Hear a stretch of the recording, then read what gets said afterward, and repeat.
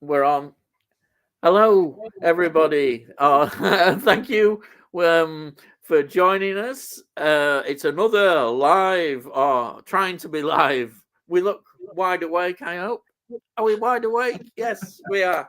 Anyhow, welcome, Delboy, again for another um, wonderful blog you've done. And thank you for coming on to this wonderful live stream. It might not be wonderful, but I'm trying to big it up. But thank you anyhow for coming on. What an opening. Yeah. Just a load of flannel. Yeah. I know exactly what you mean. We hope everybody that tunes in, all two of you, Yeah. Oh, it's gone up enjoy, to 40 now. enjoy Yeah. this stream. We're going to have fun anyway. That's for definite. Welcome to That's my it. TARDIS. Yeah. Uh, and I've traveled across time and space to be here. And I'm really looking forward to speaking to you, Ian. So, Great. yeah, I think they knew you were. Uh, so, So you know, before we get going, I'll just do.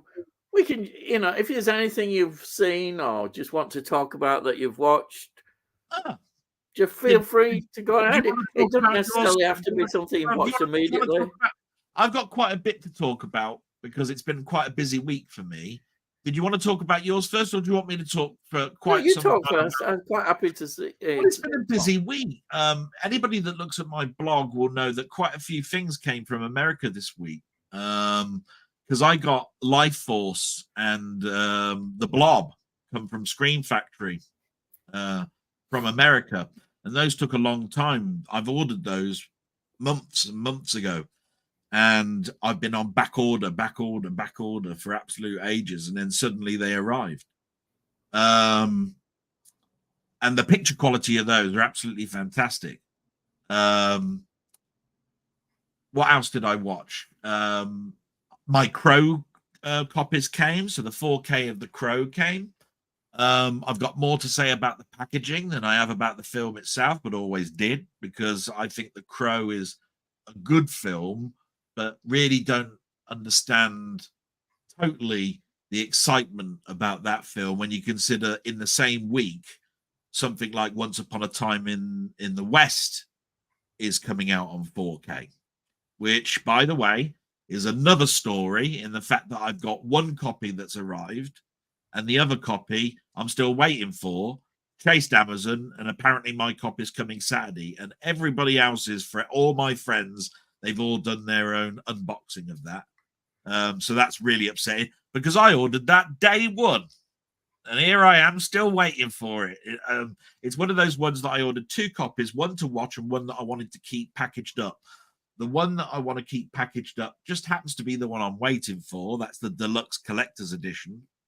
The one that has arrived is the standard, you can watch anywhere type thing, because I wanted that one to be a review copy so that I could see the picture quality. By the way, I will probably do something like that in the next couple of weeks.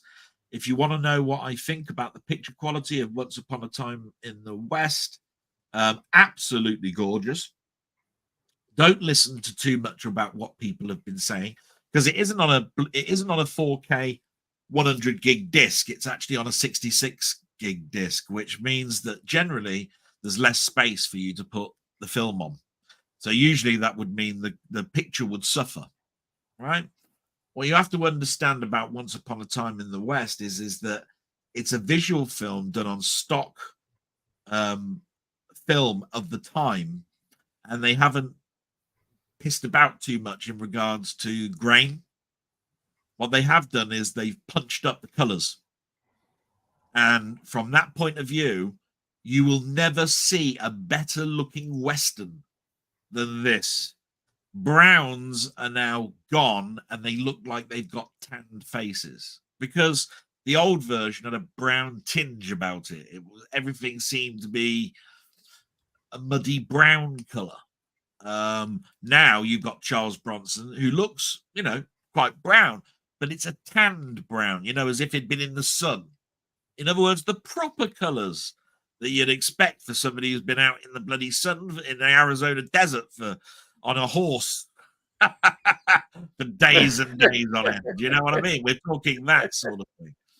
So my highlight of the week, and to anybody that's thinking about it, get that release before it's sold out for the collector's edition. If not, you'll always be able to get the other one, and it's definitely worth it. But if you've got any intent about starting a Western collection, that would be a bloody good start for you, because it's the collection series from Paramount, and it's already going up in price. It started off at $34.99. If you go on eBay now, it's 51 quid already, right? Because it's sold out. Yeah, but that's sold out in this country. That doesn't mean you can't go over to Italy Amazon and get it for $34.99 still, right? Okay, the box art will be in Italian, but the bloody film will still be the same disc that you'll get in the English one. You know what I mean? There's no difference. So take that with a pinch of salt. In fact, actually, wouldn't it be more authentic if you actually bought the Italian version of Once Upon a Time in the West? Yeah, Because it's a spaghetti Western, right? Just putting that out there for a moment. I like that. Yeah. So I saw Saturn Free and did a capsule review on that. I finally opened up my own copy of Saturn Free, gave a review on it. That's because I've got some fond memories of Saturn Free, but it's not when you consider the films that I've reviewed so far, and there haven't been that many, it's not a thumbs up, a huge thumbs up. It's one of those ones where I say it's a curio piece. It's a curio piece, one that you wouldn't feel bad about watching, but you wouldn't turn around and say, why did he recommend that? I looked at it and thought it was shit. It's a curio piece. It's a British film done immediately after Alien, and you can see that. And Lou Grade was the one who put all the money up for it. So, it's going to have sort of like special effects like Space 1999, if you think about it, but on cinema. Yeah. So it wouldn't look bad. Wouldn't look like Alien, though, would it? Mm-hmm. It doesn't. That's about it, I think. I don't really want to talk too much. I've seen Doctor Who, obviously. If people want to talk about Doctor Who, we'll talk about probably that talk about that, I would imagine. Yeah. We'll see what happens. And I continue to watch Star Trek, the original series on TV at 5 o'clock. Because it's on when I walk in from work. Yeah, that's good. And I whenever I talk about Star Trek, I can never forget the motion picture and the music of Jerry Goldsmith. It makes me smile. It gives me a big smile on my face every time I think about Star Trek and that film. So, anybody that wants to talk at length about the motion picture, you bring it on. I know chapter and verse. I've read books on the making of. I've seen documentaries. I've got the Super Deluxe edition. You bring it on. That Super Deluxe edition, by the way, costs about £100 now. So, Okay. That's it. Yeah. All right. All right. Is that all right? Yeah. Now I got. What have you watched, Ian? Sorry. What have you watched, Ian? Oh dear. Well, I got gifted some films. And I've reviewed them on my channel. Alligators. I won't talk about them. They've come out. They're creature features. They're great, wonderful. The other film that was really interesting was a film called Edge of Sanity from 1986. It's an Arrow release, and it's an amazing film. Honestly, I've not heard of it until I got it sent. Anthony Perkins stars in it. What it is? What's the film again? It's called Edge of Sanity. Edge of Sanity. And Anthony Perkins. And what makes this interesting? It's because the director on one of the extras talks about this. He was given this sort of thing that they said, we want a film of another film of Dr. Jekyll and Mr. Hyde, and he's kind of sighed and said, well, I'll do this film, but I don't want it quite like you're expecting. And also, I'd like to throw in Jack the Ripper. And then suddenly, this is interesting. So the film is you can say is a take on the Dr. Jekyll and Dr. Jekyll and Hyde, Mr. Hyde, but it's also got Jack the Ripper, and he's named Jack Hyde rather than, I think it's Edward Hyde.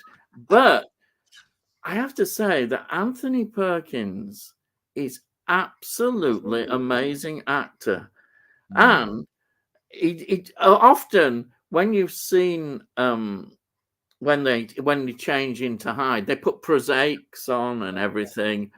Yeah, it doesn't happen at all. It's all makeup and all acting, and his performance. What year did you say this one was, Ian? What year did you say this was? This is 1986, I think this is. Oh, okay. He died actually in 1989, I think. So the reason I asked that question is his latter part of his career. I don't know if people know this, and the reason I asked that question is that, you know, Psycho is really an old film. It's 1960s.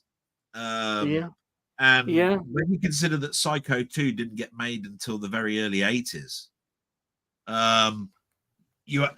when you're talking about a role like you just did, and it sounds very much like he's playing his mother again, but with Jack the Ripper thrown in.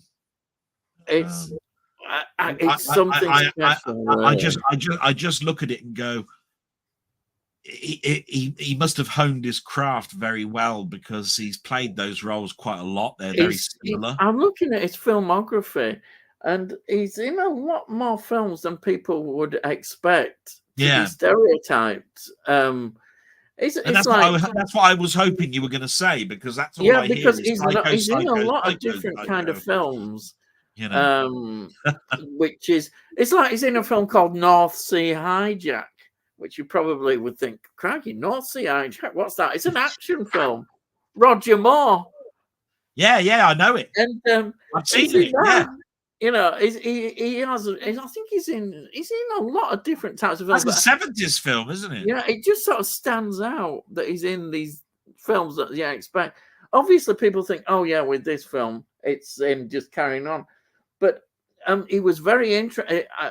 There's a lot of interviews with people involved in this film. Unfortunately, there's not an interview with him directly about this film. But the people who talk, they spent a lot of time talking about this. He's a very intelligent actor. And he talked a lot about what he wanted to make with this role. And he brings it out so well. It's very sleazy. He makes it very, very sleazy. And the way it's filmed, the director said, right, when we're showing Dr. Jekyll, it's going to be more lighter, the way the lighting is, because it's going to be like good and evil. And then when he goes into the dark, evil side, then we'll show it like that. And even the way they were dressed as well, and the time periods, he kind of tried to twist all these things around and mix them around.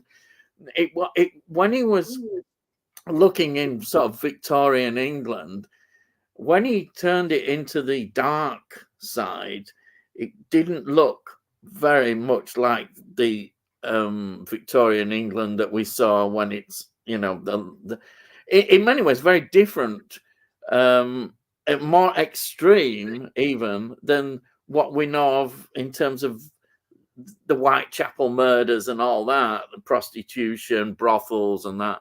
He turns it very, very sleazy, and it turns it in a very frightening direction as well. What about his accent? Really well done.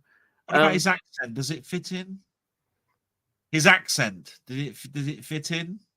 Oh yeah, the accent, brilliant. Again, he had this very sort of what's it, neutralish kind of accent. You couldn't have said, "Oh, he's from so and so. He's from so and so." But you know how certain films can be very jarring because they hire the wrong actor who's got a very strong accent. It worked well. And you just talked about Victorian England and all of this. Yeah, sort of stuff. exactly. I wondered to myself, from what you sounded like, it sounds like a brilliant film. But was the accent jarring? Because that would it didn't feel that apple cart with me. That would, you know. Yeah, might cause me to be a bit Yeah, it didn't distracted. feel like that at all. It Okay. wasn't. It wasn't like I love Hammer films, right? I Yeah, really well, do. yeah. But Don't sometimes we all? Hammer films, they'll put a very stereotype, "Hey, I say, oh chap," kind of accent, jolly. They often put the. We didn't get any of all that, which was good. And Yeah. well, that was just one of the films. I'd just like to mention this other film, and then just a little bit. The other film I saw was a film called The Forest. Now, The Forest was based on a Japanese forest. Apparently, this writer came across this idea when he was just researching, and he went over to Japan. There's a forest in Japan that is known where girls and not just girls, people, but a lot more girls were going in this forest and disappearing, and then they found them committed suicide, hanging Oh from wow. trees and all that. And it can't be. They couldn't explain it. It had it sort of built into the mythology of this place that if you went in there in this forest, you wouldn't come back out because you Sounds like would. the back of my garden. Yeah, and basically you'd end up dead, and I like that idea. And then what was stuck in the garden was all these dead souls. You really put that one in there. Now, anyway, it turned out to be a good film. But if you'd have said that, I would have bursted out laughing while I'm watching it.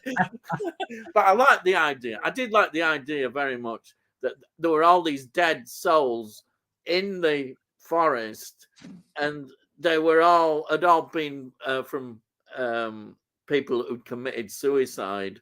And it Yeah. was quite fascinating, and the way they played on the people who were going in the forest, and it was just a nice bit of escapist.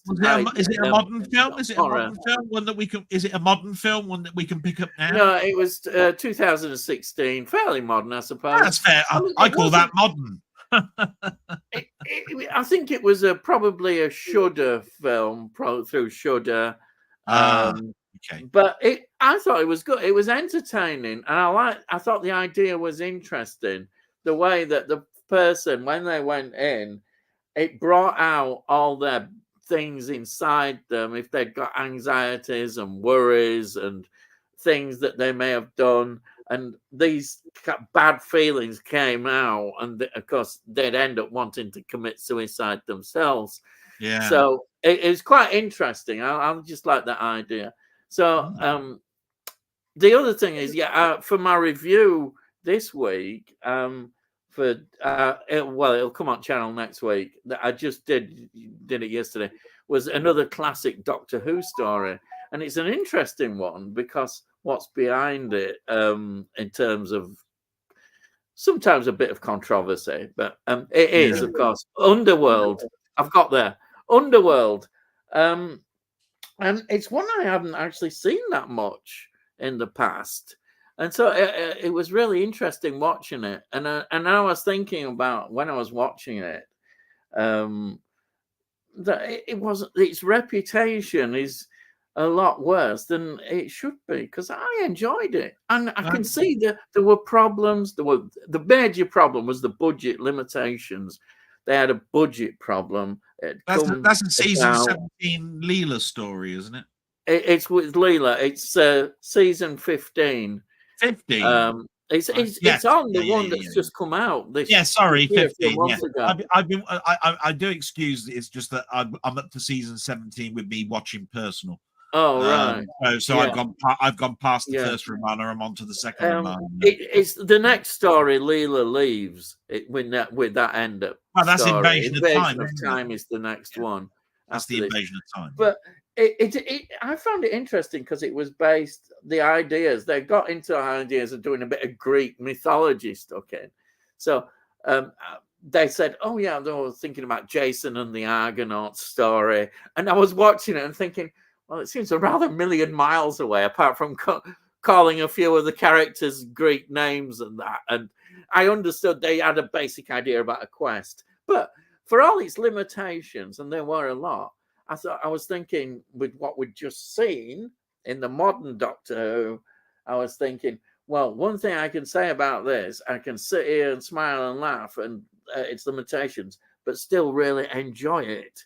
Whereas what we've just seen in the sort of recent Doctor Who's, you can't even think like that. It's just so bad, so out of the way. But these are really well done, and it made me realize and appreciate again, even when classic Doctor Who really did have sometimes some problems like with the budget, they were still able to come up with the goods. They were still able to do something good. And what they did, they got a blue screen, and because normally they would have made up all the caves and all the stuffs, and then they just projected them onto the screen, and it saved a hell of a lot of money, which they had to do, and it works all right. I know people saying, "Look at those terrible special effects," but they're great. I think it works well. Anyway, so that was it really. And music, I've just been I've done another classic album for me anyway. It might not be for everybody else, which was Dreamboat Honey from 1975, which is the debut album from Heart. And I remember immediately we had to go out and buy the album. It was on Old Grey Whistle Test, and wow, it knocked us over.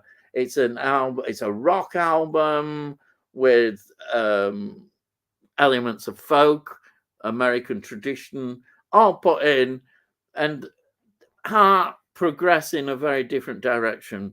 But I'm going on a bit, and I better shut up. But that's it. Well, I'm just going to let you know that some people were saying no point leaving comments. They're ignoring all the comments. I've just put we won't be long. Sorry. Yeah. Sorry. So yeah. We're going right in. I just need to talk about Heart for a moment, because my introduction to Heart was the track Barracuda. Oh yeah, that's on the second album. Yeah. The second album. Yeah. I fell in love with Heart when Alone came out. So I was going to the American Air Force Base. Alone went to #1 in the States. It never went to #1 over in the UK. And all I was going was, wow, what a voice this woman's got. Yeah. My mate was going, oh, you don't know about Heart? And I said, well, I don't listen to sort of like metal type stuff. And he went, oh, but they're not really like that. They're more power ballad type things. And I went, oh, well, have you got some albums, mate? And he went, yeah. So he lent me this album, and he said, I think you'll like this one. I'm not gonna lend you the whole lot. I'm just gonna give you this album. If you like this album, I think you'll like the rest. And it just happened to have Barracuda on it. And I thought, wow, that's a good track, Barracuda. Yeah. It's like a pumping that's going. And I thought, wow, this is quite good. Now, it didn't get me into heavy metal, but it was, all I'm saying was, this person that it's more heavy rock, really. No, what I'm trying to say is that a person like me listens to sort of like keyboard stuff. Yeah. Synthesizers, piano, Billy Joel, Elton John, all the keyboardy stuff, right? And here's something called Heart, Yeah. So anyway, I think we ought to get to the comments, because but anyway, thank you for mentioning that. Yeah.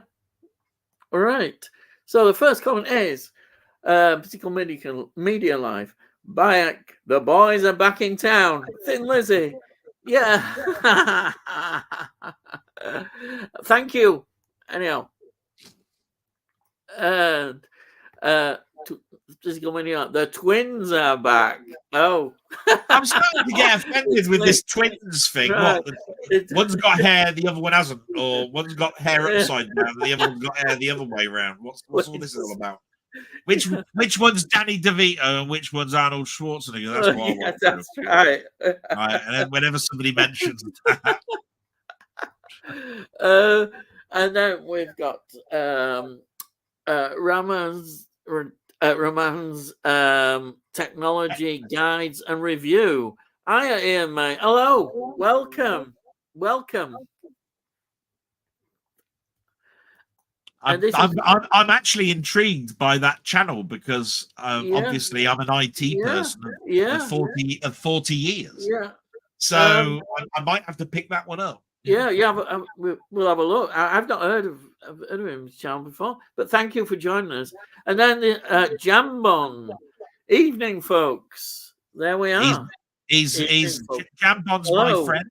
We meet up every year. We go to Yeah. Pinball Fest every year. We're going to meet up again this month coming. I think I'm going to Birmingham to meet him. Yeah, great bloke. He's always on my blog. He's always talking on my blogs. You must have heard me mention Jambon a few times. So Physical media. I will be watching your vlog tomorrow night, Del. thank you That's so your much, Tammy. yes. Yeah, it's a treat. Yeah, if you haven't seen his blog, go over to his channel and watch his blog. It comes out every Sunday, but you can watch it anytime. It's great, you know. And if you don't watch it all at once, if you haven't got time, just watch it, say an hour, and then come back to it. Easily done. You'll need to do that, I think. Yeah, I'm trying to flog it. I think I'm gonna do it. I'm gonna do an intermission with some music, with some music playing, saying act 3. Yeah, it's free. It costs notes. That's it. Steve's gaming. One of my friends, nice Steve. to catch you live. You miserable old buggers. Hang on, I have to do my salute to Steve, because hello, Steve, really love you, you mate, you bastard. Yeah. So I have to do my salute. I have to do my highlight of the blog. Everyone, I have to do my salute to Steve. It's in the law somewhere. So it's written down. Hello, anyhow. Thank you for coming on. Bye.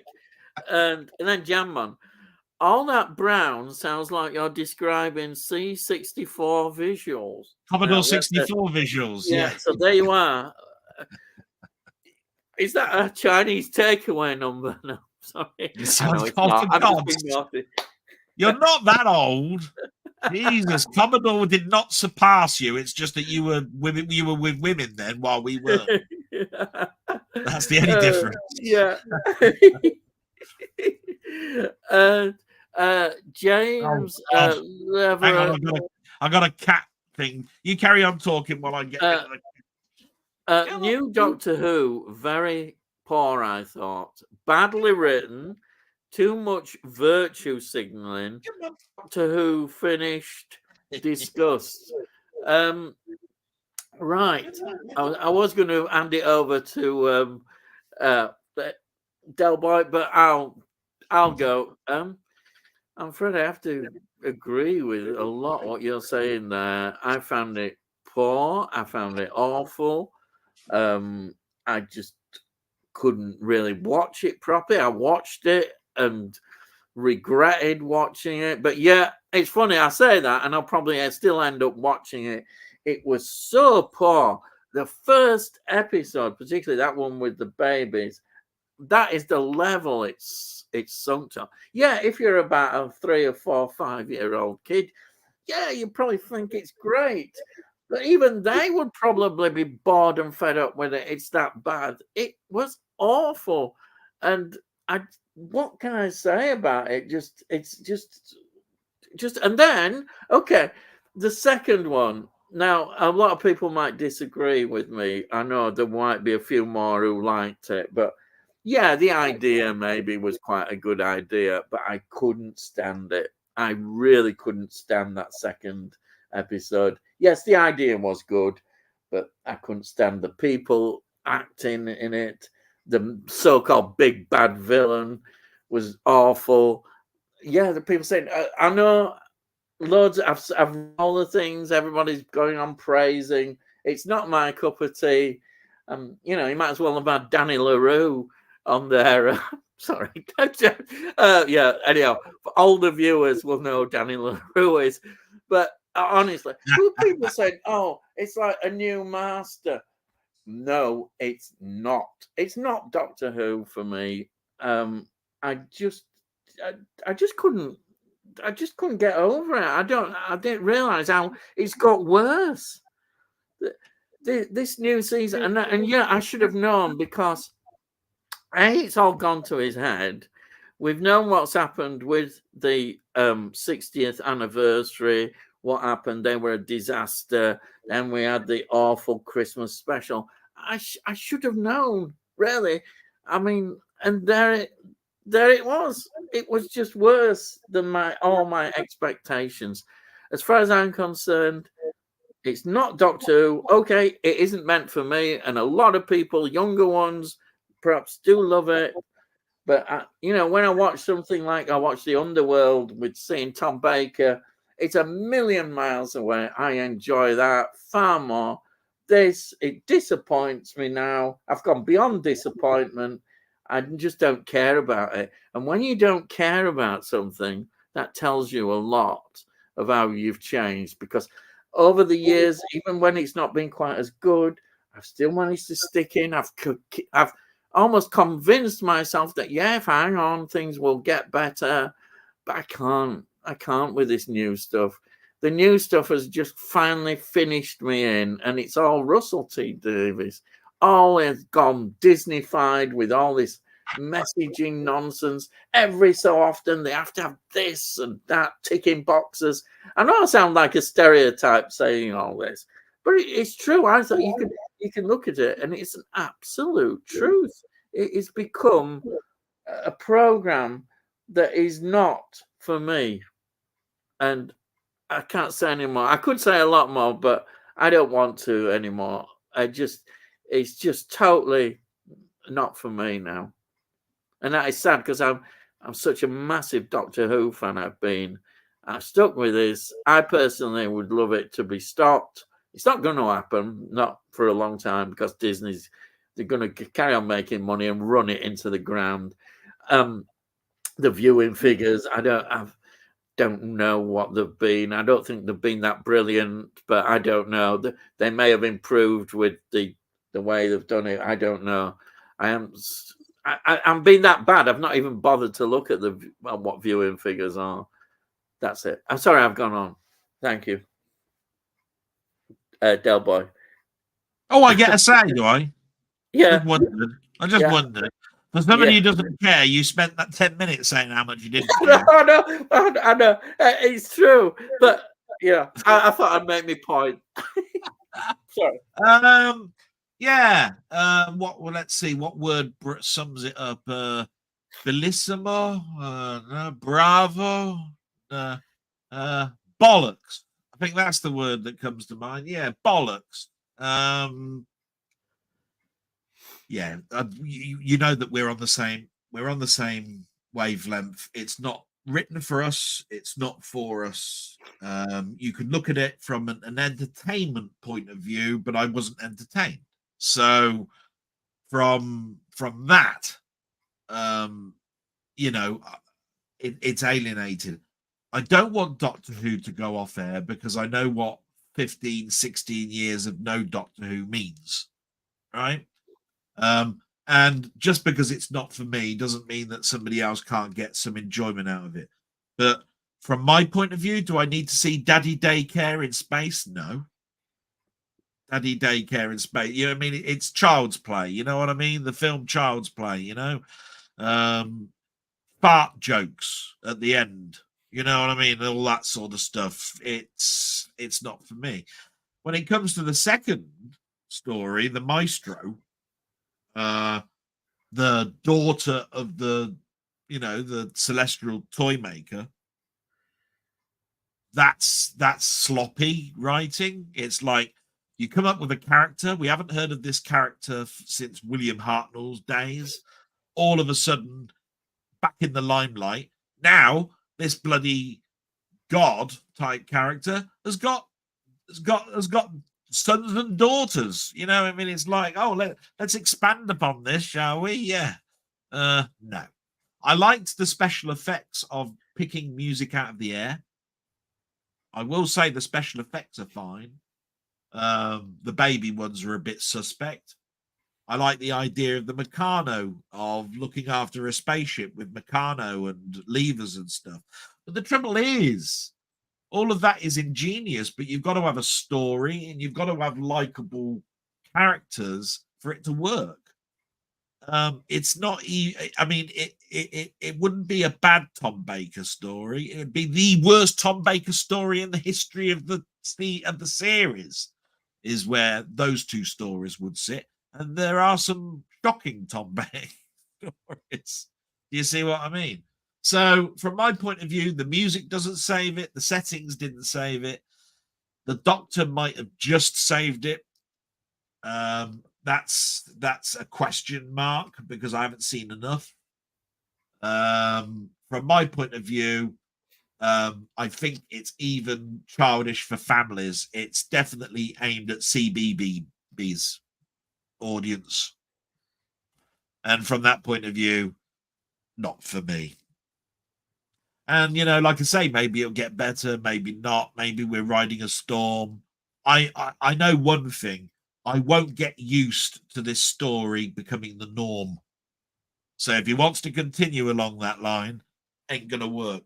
I want intelligent, menacing, shockability stories, not ones that tell me about slavery every episode and bringing in race and bringing in pronouns and transgender and all of that sort of stuff. You got to keep doing that. You're never going to get me. Sorry. And that's not me being. Somebody put it the other day, and I'm going to end it here. Anybody that complains about Doctor Who, apparently I'm the problem. I'm the problem. I'm a racist for not liking it, etc., etc. I'm the problem for not liking it because they want to bring in lots of else that's going on in the world, and that is gays, lesbians, and all the rest of the stuff. No, it's nothing to do with it. I'm not the problem. I like a program to be a program like I'm used to watching. I don't need it in my face. I know about that stuff going on. I've got no problem with that stuff going on. Do I need it in my face and told at me in a story? No. I mean, there's a classic in this line in Doctor Who where he told Rose in this story everything about himself in 5 minutes, and it would have taken 5 years in the classic series because it would have all been a mystery. It's like, oh, I can't tell you my real name, can't tell you who I am. I'd like you to come along. You can experience time and space with me. Yeah, it's bigger on the inside, all of that sort of stuff. He might as well have told Rose what his bank account details were, as far as I was concerned, when he was reading this out. And his last line was, and I'm free, as if he was shackled and he was trying to explain about Roots to me, the TV series Roots. I've seen Roots, right? I know all about it. Do I need Doctor Who to tell me about it? No. Right? So that's my rant over with. Not for me. I love it. If you guys love it, power to you. That's all I got to say. And it's just not for me. End of. Thank you. Good. Next.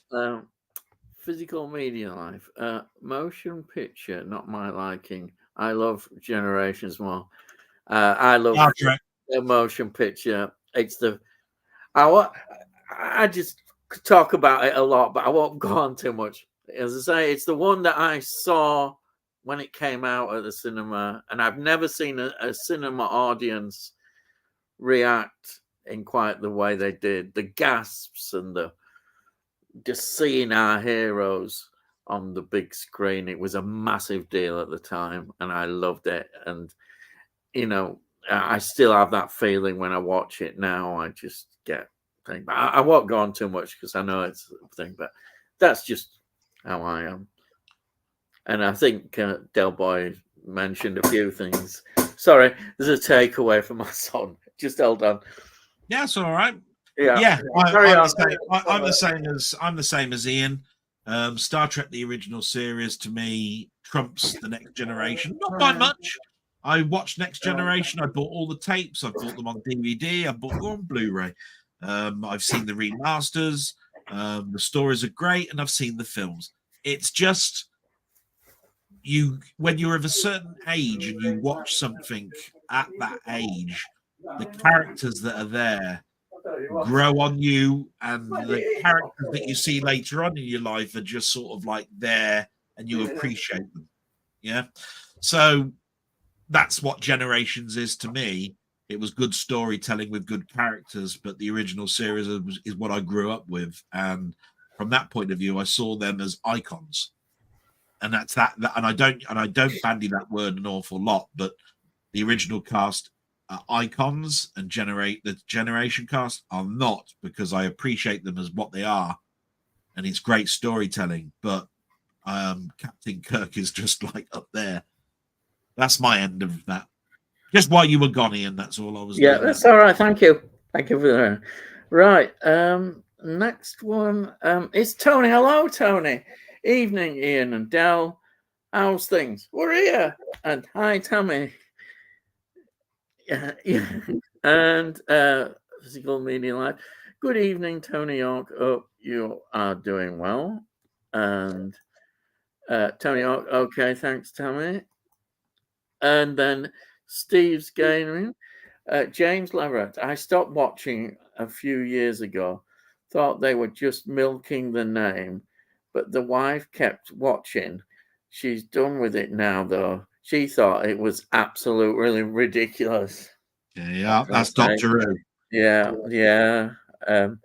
I suspect there's loads of people thinking like that. Very much so. It's not a bad thing to say, and I don't like it when journalists turn to pampering and say, if you don't like it, then you're the problem. I think that's so offensive. Yeah, it's unbelievable. No, it's ridiculous. In a way, that kind of shows to me that they may well be in a bit of trouble anyhow. They know it, but they won't admit it. They're not going to admit it if they are. They've got to put on it. Physical Media Life. That's great, Tony York. I'm loving the X-Files at the moment. So my X-Files is great. Absolutely wonderful. James Leverett says, RTD, too keen on social commentary. Yes, not storytelling. That is so true. The reboot needs a reboot. Personally, I just reboot it or boot it, not reboot it, and just put it into touch, let a few more years go by, and then bring it back. But I know it's not going to happen, certainly not at the moment with Disney pouring money in, but that's what I personally would love to see. There's nothing wrong in it having a rest. Not at all. As far as I'm concerned, since 2005 now. As far as I'm concerned, they can stop it now, right? Yeah. Move what they've recorded to the slot which occupied Sarah Jane Adventures, right? Yeah. And then get some other showrunner to come on, and then bring that back and call it Classic Who, and start again, and it will be more in line with what we used to watch. Because as far as I'm concerned, what I'm watching is worse than the Sarah Jane Adventures, and that was aimed at the people actually, Sarah Jane Adventures just come out of school. You know what I mean? And they're watching it while having their beans on toast. Yeah. As far as I'm concerned. Yeah, it was. That's a very good analogy. That's so true. Yeah. Very much so. Things don't need to rest for 2 or 3 years. They just need to listen to what the fans want, and the fans are the people that are buying these box sets, and these box sets are what keep the BBC going. I think it's why Disney are interested in the series itself. Yeah, they want, because they get part of the money from the sales of the DVDs, and they know that Doctor Who has got a great big massive physical media. Of course, potential is a lot of money, potential in sales. So they don't probably care as well about the figures that come up on the TV, because I tell you what, nobody can come up with a right answer on whether it's good or bad, because nobody's come up with a yardstick that tells you whether a show is good or bad. I believe Strictly Come Dancing, or whatever it is, that nonsense that's on a Saturday, gets figures of about 6 or 7 million. And I'm going, that sounds shit. And that's because when I was watching TV, there was only 3 or 4 channels, and people of 17 million were watching. I think if it gets 6 or 7 million nowadays, that's considered quite a success, isn't it? Is that considered? What they keep doing here is they keep turning around and saying it got something like 2.8 million, but that doesn't include iPlayer. Yeah, they always say and also you have to put together the 7 days of watching that on iPlayer before we can tell you what the figures are. And I'm going, bloody hell. It wasn't like this in the old days. It'd be in the Radio Times next week, whether it was the top 5 watching program or not. Yeah. So they haven't got a yardstick that tells you whether something is good or bad. So I don't even bother looking at the figures. It's like, what does that tell me? Not a lot. Exactly. Tony York. I enjoyed Anthony Perkins in a film with Sophia Loren, Ian. 5 Miles to Midnight, 1962. A thriller set in Paris where he plays her husband. Oh, yeah.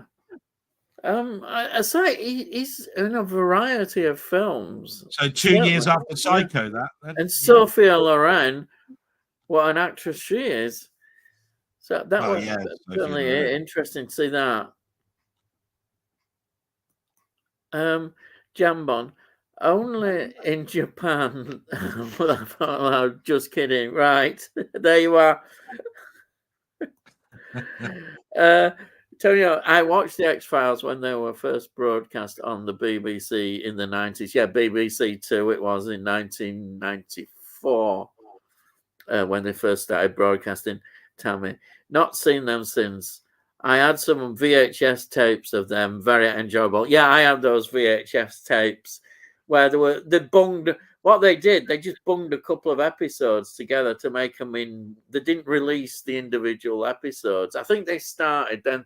For some reason, thought, we can make a bit more money. We'll stick them together. That's how that Tombs episode came about, sticking the first 2 together and selling them that way.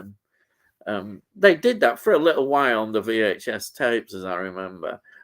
Mainly it was all the alien conspiracy theory, which they continued doing, which was quite good. Do you remember them? Yeah. Yeah. The X-Files, when it first came out those on VHS tapes. Right? No, I'll just explain. It actually came out for the likes of Blockbusters to rent, in the same way that War of the Worlds was coming out. They put a couple of episodes together. It was to get people interested in the show. Eventually, they would come out then as a series, and the reason for that is that normally a season would need to go by before to make it worthwhile. So if a season got a second green light, and it was cottoning on to be a good show, then by the end of the season 2, you'll probably find they'll start bringing season 1 out on tape. By the time you get to season 4, you'll be at the end of season 2, and so forth until it runs out. They loved bringing out 2 episodes per tape. These things. There was Star Trek, The Next Generation. Everything was 2 episodes per tape. And if there were 26 episodes in a season, which pretty much there always was, it worked out well. So you can imagine, it's 13 tapes a season. You've sold 26 tapes at £9.99 by the time you get to the end of season 2. And they reckon that discs and films and that are expensive now. Yeah, they were. We were coming out with a fortune, and they used to come out every couple of weeks. There'd be about 4 episodes every month, so it'd be about every 2 weeks. So of course it was 26 weeks to get a season out. Yeah, and your shelves would be. They'd be like that. Massive shelves, yeah. All the spines would fit. I remember them doing it with the original series of Star Trek. They started, I think, later on. I think it could have been by about the 3rd season when I started to see them in Smiths. But when the Next Generation came along, they started sort of monthly releasing a tape every month or something like that with 2 episodes on. And I think they'd be about, I don't think they were too badly priced. Well, I suppose it's still quite a bit. I think they were about £12. They were $9.99 or $10.99. That's all Yeah, they were. yeah.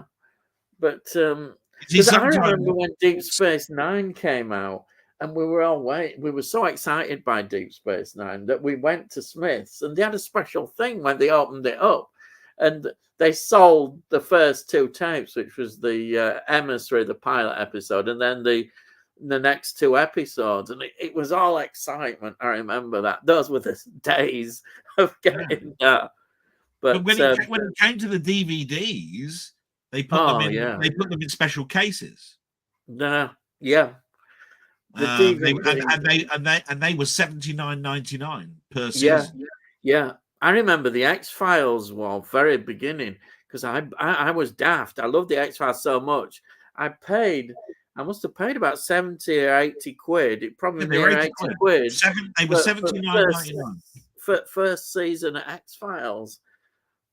Incredible. But I just had to have them. But crikey, that was a lot of money, wasn't it? They were in special plastic cases. Yeah, I remember you opened them up like a great big, massive sort of like folding book. But in the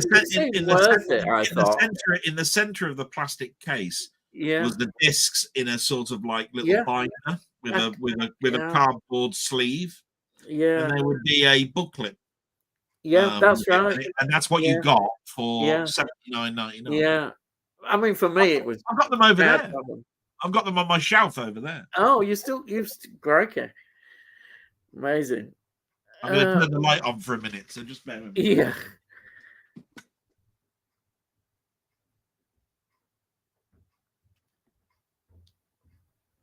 Right. Next one. What is it called? Oh yeah. Yeah. That's That's them, yeah. Expensive. And now what are they? They're not much now. 50 cents at a car boot sale. Yeah. Right. Sandy Olia, welcome, thank you. No point leaving comments. They're ignoring all the comments. Oh, well, I'm not. We haven't gone into them. We've just been going on. Sorry. I'm sorry about that. We won't be long with comments. Sorry. Yeah. I'm sorry if anybody has been waiting too long, but you know what we like. We do go. I had your back covered. Don't worry. Yeah. Physical Media Life. Why does the new Doctor Who like musicals? I feel like it's on a budget. Yes. Oh dear. What can we say? We've said a lot of it. It's just. Why does the new Doctor Who like musicals? Because he's a West Side Story. Yes. Yeah. Jim L348. Well, it's the ramblings. Yes. What do you expect from us? I infect him. You see, I'm an infectious person, and he starts rambling on as well. Once he gets going, and you blame me. Hey. Yeah, I can blame you as well. We have to blame somebody. Jim L348. New Doctor Who, very poor, I thought. Yeah, badly written. Too much virtue signaling. Doctor Who finished. Yes. We had that one. Yeah. I think you've skipped to the top again. No, I'm still following the thing. Too keen on social commentary, not storytelling. The reboot needs a reboot. Yeah. Yeah. Ian is Arnold Schwarzenegger. Really? I don't think so. Yes. Tammy, I've gone off you. I've got the body, really. I've gone off Tammy now. Yeah. Tammy, the body. The mind might be willing, but the body isn't. I don't know if the mind is willing, but there it is. Jambon. only their mothers could tell them about. That's the punchline to Twins, isn't it? That's Oh the yes, that's the yeah, movie that's tagline. right. Yeah, yes, it's a good punchline, isn't it? Ian will be back. Yeah, I'll be back. You see, it says I'm Ian will be still back. here. I'll Yeah, be back. yeah, I will be back. Bloody hell. Uh, Tony York, who do you think Del looks like celebrity-wise?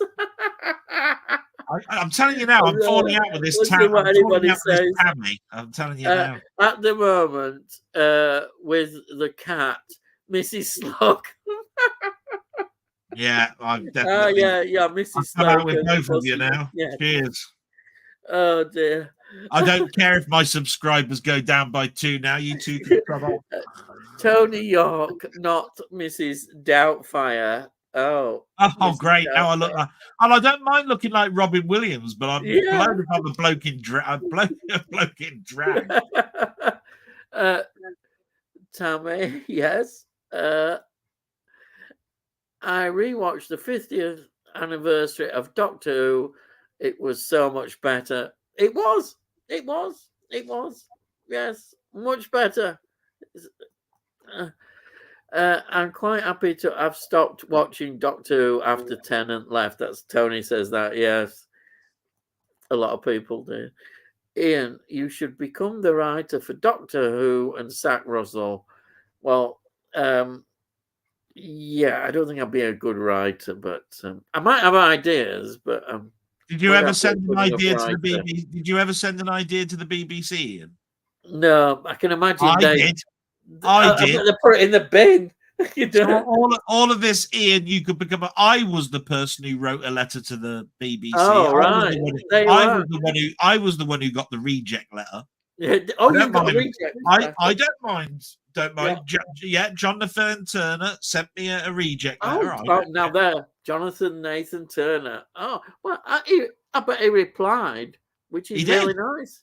He did. He kept, whatever people say about him, he kept the program as live as long as he could. He really did. Yeah. And the BBC was shoving him out of way, trying to get rid of him, and he still stuck around. He definitely tried to get. He had probably he probably had one of the hardest jobs because he was the stage director, if I remember rightly, on Tom Baker's last season. So yeah, then he became executive producer, and Tom Baker said he didn't like him one bit. Yeah, he said, if this is how Doctor Who's going to be, then I'm off. And he actually made it in last season. Yeah, and then he brought in Peter Davison.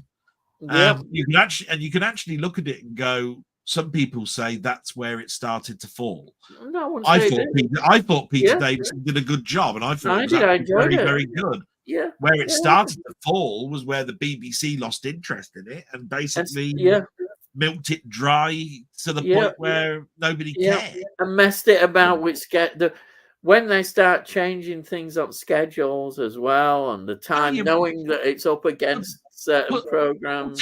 Putting it against Emmerdale and Coronation Street is not where Doctor Who was supposed to be. No. And it was hard enough when the end of Doctor Who's Tom Baker season were up against things like Buck Rogers in the 25th Century and Battlestar Galactica. It was hard enough then. But to put it against two soaps, and then you were battling with the remote and saying to your mum, I want to watch Doctor Who. If you think I'm missing Emmerdale that I've been watching for 25 years, you got another thing coming. Yeah. So, and nobody was recording, by the way, back then, whether you recorded a program on VHS or not in the figures. No. And there was no iPlayer. I'm telling you now, you couldn't see anything. I'm telling you now, I bet you any money there were more people taping the show than they were watching it, and therefore the figures were probably just as high. You just can't tell. They didn't count VHS tapes recordings as watching a program. What's wrong with fart jokes? No, nothing wrong with a good fart joke. Because they smell. Makes people laugh. It's because they smell. That's why. I will buy the new Doctor Who series, watch it, then feed my toilet with it. Well, what can I say about that? I'm still upset with you, Tammy, so I'm not answering. Yeah. The toilet. Yes. Of course, he'll be buying all the blooming steelbooks and all that, even if Shut your it's the face. There's nothing wrong with steel books. Yeah, there's nothing wrong, but it's what's on them. There's nothing wrong with what's on them. You're going to have in your collection that baby story. You're going to have it in your collection. How could you? How could you be daft enough to have that? I might have someone buy it for me. Yeah. No. Anyhow, what can you say? There's no hope, is there? Jim L348. I'm glad it's not just me thinking Doctor Who is pants. I'm afraid probably most people do with our sort of lot here. Definitely. I've not heard anybody, but then I've read, like, say, on Facebook and things, and there's opposite where all you get is a lot of younger people who seem to think it's absolutely wonderful. Yeah.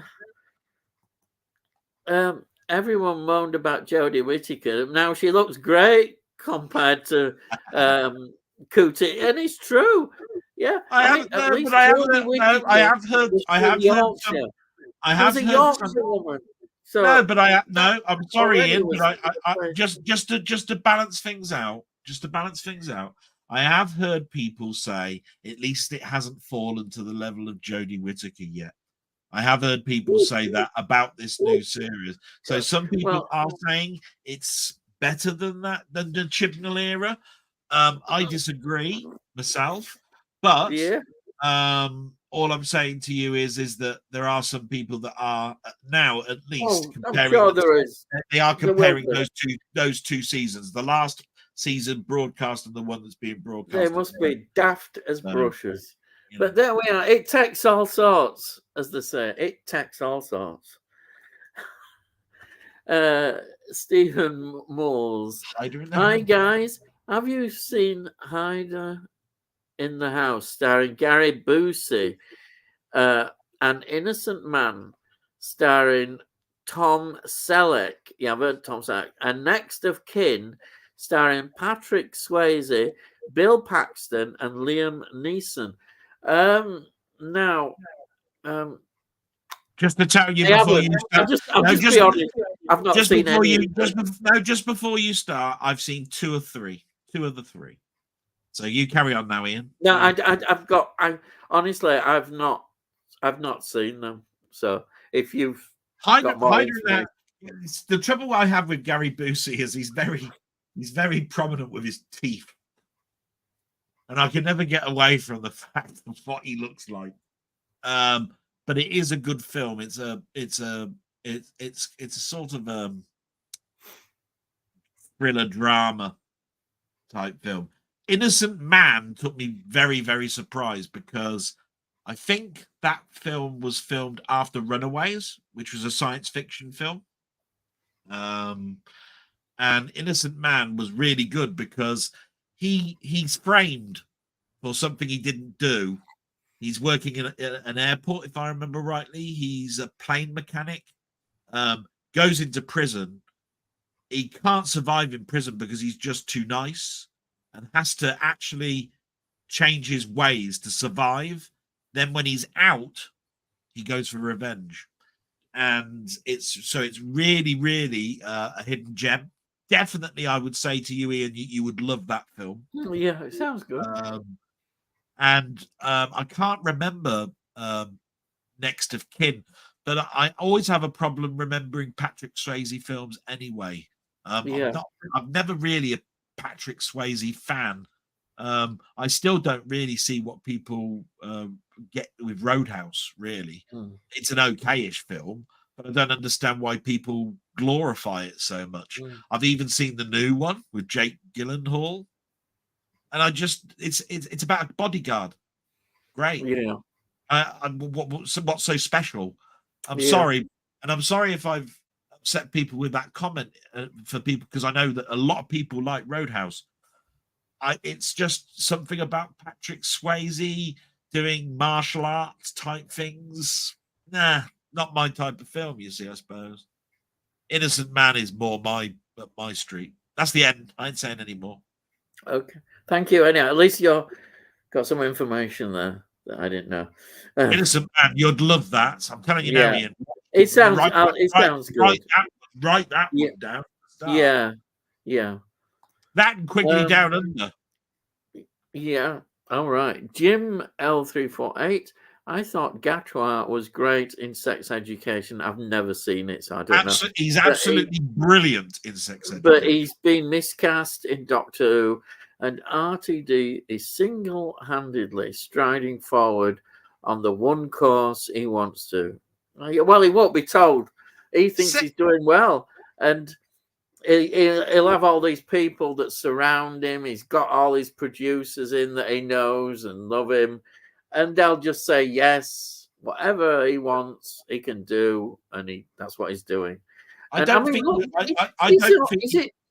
only got one other writer in, is it, or maybe two? But he's writing most of all these new episodes. Yeah, which says it's because he's a megalomaniac. Yeah. I might be totally wrong here, Ian, but I don't think you'd like Sex Education. Sex Education is sort of like a school version of This Life. Did you watch This Life? Oh, This Life, the law one. It was about lawyers. Yeah, I love that one. That one was good. Think of kidifying that, where you're going to school, you're learning about your body. You're going to school. So in This Life, it was the lawyers, and there was a gay lawyer, wasn't there? There was the girls that were lesbians. There was two going out together, and one was young and the other one wasn't, and she was having an affair with the upper class person that was at the lawyer's office. Think about this. It's Sex Education. It's called that because you've got it's people of a certain age, around about 19, going to university. They're learning about sex. So there's one guy, and he's played by a brilliant actor. I've forgotten his name. His mother's Gillian Anderson from the X-Files. Oh, right. Oh, she is a successful sex educational teacher. She's written a book. She does TV. So her son is going to school, and he teaches people about sex education. I get it. Right? Rather than the teachers trying to teach sex education. Yeah. So it's sort of like it's a mix of Grange Hill and This Life and that sort of thing. Yeah. I liked it. I thought it was brilliant. I'm glad it ended where it did, 3 seasons. That's all that was required. Oh, it's finished now. And when it comes to Gatwa being a bad doctor, for me, it's just too early to say. I can tell he's full of energy, but I don't. But if he's written badly, it doesn't matter how good an actor you are. You're given crap, so you're really polishing a turd. I don't like. I mean, there was one scene in this week's episode where he said, "I'm running and I don't know why." Maybe that's something that's new for me in this generation. No, the doctor would never say anything like that. He would say, when I say run, run. And things like that. But the doctor would always confront evil. He would be, we can talk about this. There are creatures in this world that are so evil. I mean, Patrick Troughton said it best. There are creatures in this universe that are so evil that, there are people like us that can basically confront that and turn this around. That is the beauty of what Doctor Who was about, is the fact that you confront something and logic sort of like prevails. If you're a bloke who says every part of my body said run, so I'm running, but you're just going to have a show where you're just going to see. You might as well call it Chariots of Fire, Doctor Who. I liked it. The Sylvester McCoy, they had the idea that the Doctor could be controlling things. That's an idea you don't always get. Which is always the manipulator, he could be manipulating lots of things, but they never really carried on with that sort of idea. But that's why they called him Merlin. It's why they got the chessboard out, which is I remember all that. Which is a homage to that. Which is a homage to that Russian. Yeah, but that's a homage to that Russian film, isn't it? Where Yeah, where the devil and the character are yeah, playing yeah, chess, yeah. for That's their great. soul. There's some great stuff in that final season of Yeah, Sylvester McCoy, but yeah. shame. But there we are. Anyway, Um, Richard Brown, The Black Hole, an underrated film. incredibly underrated. It is. It is. It's one of those It has films. got one of the best John Barry scores you'll ever hear. Is this a film that hasn't got a Blu-ray even yet? No, it's got a Blu-ray. It's like It Tron. has got a Blu-ray. All right. Yeah, it's like Tron. It's hard to get hold of though.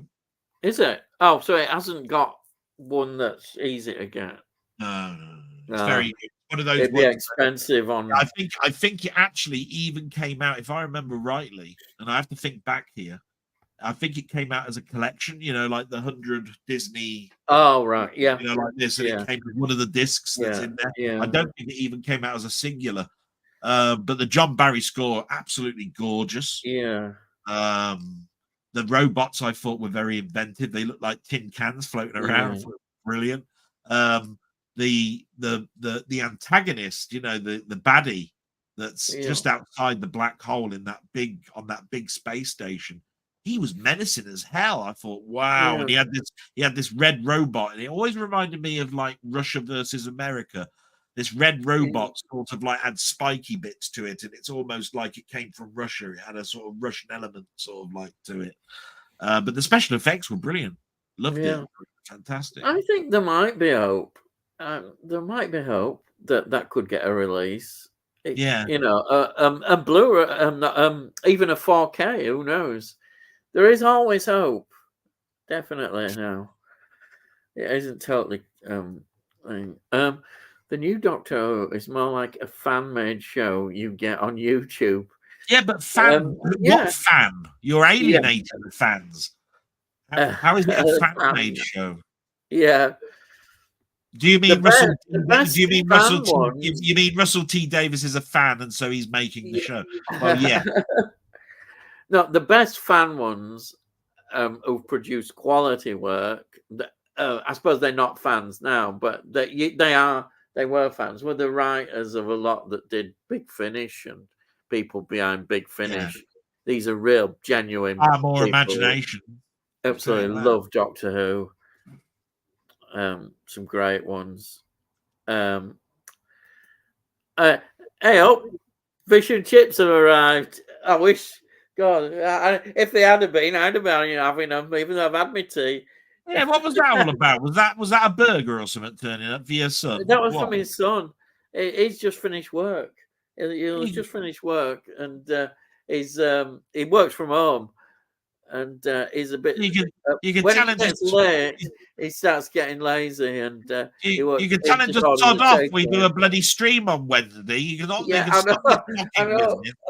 Tell his bosses to change the day. Tell his bosses. Tony York, you ordered fish and chips. All right. Yeah. You can't beat fish and chips. Oh, fish and chips. Yeah. Black Hole. Yes, I think it's underrated. I saw it in the cinema. I only seen it twice since. I never saw it at the cinema. Do you see it at the cinema? Yep. Oh. It came out at a time where I was going to, obviously, children's cinema. Yeah. But what was happening was, I don't know if you remember this about the 70s, because Black Hole is like 1980. It's very much around about the time Tron was coming out. Yeah. At that time, there was a magazine that came out called Starburst, right? And every time there was a summer blockbuster, there'd be a sticker album that you could get. Get the stickers and stick them in this, and you put them in the squares, and it gave you a brochure type thing of the movie. They did one for Superman, they did one for Star Wars. Black Hole got one, Tron got one, right? All of those got these sticker deals. Panini, I think they were buying. Yeah. And that's why I remember them so well, because I remember going to the stores and paying 10 pence to get a pack of 5 stickers along with a bubble gum that was in it. And so Black Hole was definitely one that was up there for me to watch. Yeah. Right. Fantastic. We can't afford to have them delivered up here in the frozen north. Hey, they have to get this sent out. Don't we? Aye, I suppose so. Aye. To Chippy. Tony, I had a sausage and mash tonight. Well, Love yeah, sausage and mash. yeah, Oh, sausage. I could do that now. Yeah, bit of mash.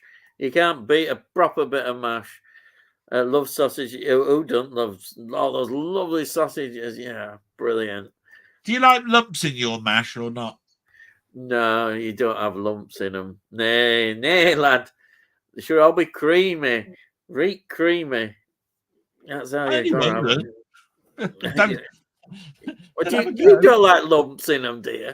No, I said, do you like lumps in your mash? Because some people No, do. nay, nay, lad. What do Some you think we people are? do. What do you I think? don't You think we're personally. barbarians from Yorkshire or something? That's the reason I have a problem with a jacket spud, because I open the jacket spud up, right? I get my fork and I start mashing the Yeah, mash. no, I put butter on top. But the trouble is, because it's a jacket spud, it'll have lumps in. You can't help it because you can't get to the butter and put it into the potato well enough. So that's why I like mash over jacket spuds. yeah. Yeah. Good point. Good point. Yeah, I prefer mash to jacket potatoes any day. Yeah. Yeah. Saw The Keep on TV years ago. Don't remember too much about it. Yeah, I've heard of that film. But I don't know much. Is that Go up a one. Go up one. German? Ian, go up one. It will tell you a bit more. Oh yeah, sorry. Yeah, it jumped down there. Jim, L3848, The Keep, 1983, directed by Michael Mann. Another underrated film. Great soundtrack to Tangerine Dream. Well, Tangerine Dream are great, but is this the German one? I remember the with cover to Jim? The Keep. That's the thing about it. Yeah, I've got the score because the reason I know the cover of it is because the album cover is so yeah, iconic. But when it comes to Tangerine Dream and film scores, the ones that come to mind to me are Legend. Wages of Fear. Yeah, no, Legend. That's the Ridley Scott Yeah, elves with Tom Cruise thing. yeah, And the score to the score in the theme tune to Street Hawk. yeah. That's what I remember. Tangerine Dream are brilliant. I love Tangerine Dream. Yeah, I do. Yeah, but I But then come again, to a more I like like synthesizers. You see, so yeah. I come to more of them, I suppose, listening to their sort of ordinary albums, not scores and stuff well, like that. I don't know if anybody remembers the film Lady Hawk. Now, Lady Hawk had Rutger Hauer in, where at Yeah, night he was a human, but in the day, he was in the days and night, but at night yeah, he would change into an animal. And the same with his girlfriend, the person that he wanted to marry, which was what's her name? Anyway, it'll come to me. That had a score by Alan Parsons Project. It's oh actually yeah, another one. Yeah, right, and it's slated because it doesn't sound like a medieval type score for a film like that. If you actually listen to it as an album, it works. It's like a prog rock album. fantastic. Doesn't fit the Love it. film very well. I've tended to find Tangerine Dream are like that with films. They Yeah, make great albums, but they don't necessarily does their music work for the film. So yeah, when you look at a film like Legend, right, there were two scores to that, one by Jerry Goldsmith and one by Tangerine Dream. The Jerry Goldsmith score worked. The Tangerine Dream one, not so much. mm. They were released in two different countries with two different composers, and everybody that was over here said, "I want the Jerry Goldsmith one." Right, I don't want to watch it with the Tangerine Dream score. No. They You are. really have to watch the film twice, really, because I'll tell you now, anybody that's seen Legend and has only listened to one part, to one of the scores, you haven't watched it then with the other score. And if you don't like it, you might enjoy it better because the other score suits you better. But to me, it'll only ever work with the Jerry Goldsmith score. Sorry. I think that Tangerine Dream have picked up a bad reputation.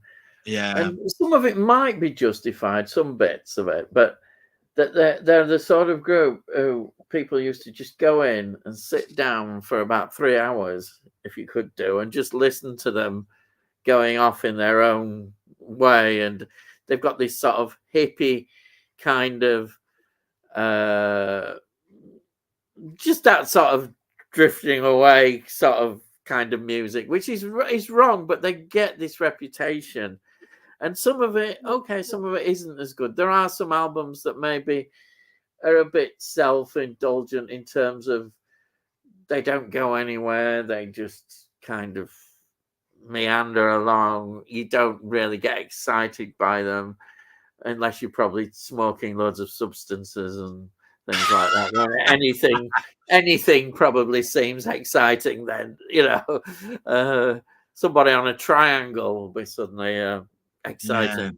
Yeah. So they do have, unfortunately, that reputation. But there we are. So they keep, this is what I said on TV years ago. Don't remember too much about it. That's Tony York.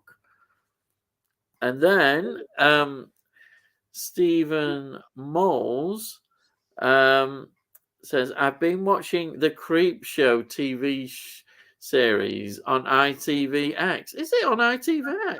I should perhaps check that out. I haven't seen that for you mean long these? time, the Creep Show one.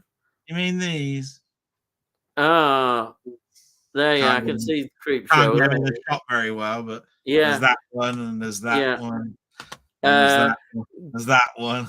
Oh, okay. They said I know they're pretty good, aren't they?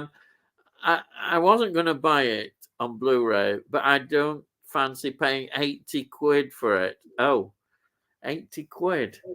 Yeah. Yeah, it's 20 quid. It's 20 quid a season. Yeah. There are 4.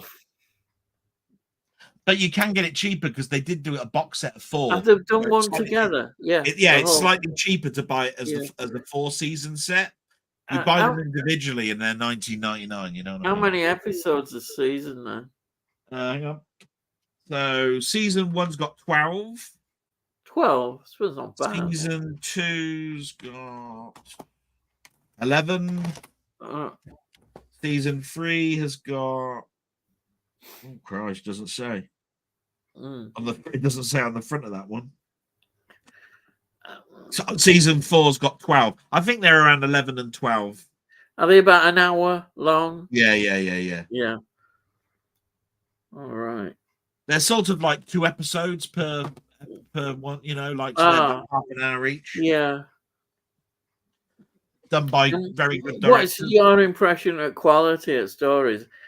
Mixed. Oh yeah, I remember watching I was hooked from the very first one. So it's good quality. On this very first story that was split into 2. The second story was about a dollhouse. Right? Oh right. And in this dollhouse, there was a murderer, like a slasher, going around trying to kill all the little dolls that were inside the dollhouse. And what was going on in the dollhouse was actually going on in the big house. So she had to get rid of the dollhouse, otherwise she'd get killed and her family would get killed. So you know, it's a very good. It's like a Twilight Zone sort of horror. Yeah, sounds good. Danny Dukes, how are you doing? I'm great. Well, good. Hello, Danny. Thank you for joining us. Thank you so much for joining us. Physical Media Life, Tony Hawk, didn't the X-Files videos take up space? You say it again, they didn't have all videos did. If you had a massive video collection, oh God. If you think I live out of boxes now, you should have seen back then. Yeah. And of course I chucked them all away and they were worth nothing. And now you get people saying, oh, these are worth a lot of money now. And I'm thinking, what? I was chucking them away. I could have got a bit of money for them. Just shows you, doesn't it, how things change. Yeah. You know, if you've got like original copies of films that people love now, you know, and I don't know if you have E.T., if you have Jaws, oh, Back to the Future, all these, everybody's going, oh, I've got to have a copy of that, and they'll pay goodness knows what for them. You're onto a gold mine. Enemy Mine with Dennis Quaid is a good film. You know, people talk about that. Fantastic film. It's very good. I've never seen it. I've got that on Blu-ray Steelbook, but I haven't got a 4K of it. It's a brilliant film. It's supposed to be a really good film. It's like Robinson Crusoe on Mars. Yes, yeah. There's a big fight. There's a big fight on that goes on, and they both crash land on this planet. Yeah. You know, I must get around to seeing that sometime. But yeah, that's good. And then, Matt V Movies. Hello, Matt. Evening. Yeah, good evening. Thank you for just popping in, Matt. Thank you so much. I don't know these names. Hello, Matt. Yeah, Matt's great. But he was one of the people that really got me going. Did he really? Channel. Like that. Oh, sorry. I wonder what you meant then. Yeah, he really was. He's a great guy. Really, he's got a great channel. Anybody who hasn't seen his channel, go over to Matt V Movies. Like I said, you put me in touch really with good. Excellent channel. You put me in touch with two fantastic channels. I've been watching them all week. They were that Western one, the Mucky, whatever it's called. I forgot what it is. And Jim Jam. Yeah. Jim Jam, yeah, Tammy knows Matt. Hey, Matt. Yeah. Jambon. I've been rewatching the X-Files too. People are getting into X-Files. Currently on season 4. Why not? Yeah. The Freak Show episode is the standout so far. I've noticed Scully does a lot of her acting with her right eyebrow. Still does. Really? Still does. All she does in sex education is her right eyebrow. Some people might say that David Duchovny looks stuffed most of the time, but there we are. But I'm not saying no. Richard Brown, like Mr. Spock. I get your point. Yeah, I don't know. I'll have to and Roger Moore. Yeah. Yeah. Roger Moore. Yes. Yes, Tammy, they did.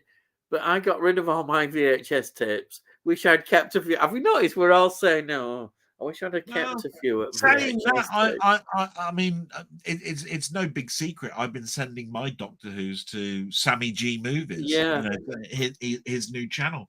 Yeah, he wants them just because of the covers. I'm letting him have them because I know that he's a big fan. The covers, yeah. He's a big fan. Yeah. And I know that they'll be kept well with him. Yeah. I've still got a video recorder, but I've just got no space. I can't put the space with my steel books, let alone keeping VHS tapes. So I just thought to myself, look, I'll send them to Sammy, and all he has to do is pay the postage, and that's what we've been doing just recently. Have you got any films left then on VHS that you've kept? A couple. Any of your favorite films? Well, you see, there's one upstairs, like again, Star Trek: The Motion Picture. I bet you kept that. When that came out, it came out in a very cardboard case because it was the American version. That's how American tapes came. But they also brought out a pan and scan, which is just a normal TV broadcast. Yes, and it came out with an extra 24 minutes. No, was it 12 or 24 minutes? It was supposed to have been broadcast on ABC channel, the Peacock channel, over 2 nights, and it was launched as the extended version. It was the only way that you saw the extended bits with with the special effects not done outside of the cinema. And so I bought that, and you can't get that for love nor money. Even when you watch the new 4K release, parts of those special effects have been put in and those scenes, but not all. So when you buy the deluxe version of the motion picture, right, that's the version that's got 4 cuts of the film. That's the only way that you can see that one that I'm talking about. Just bear with me a moment here. Hang on.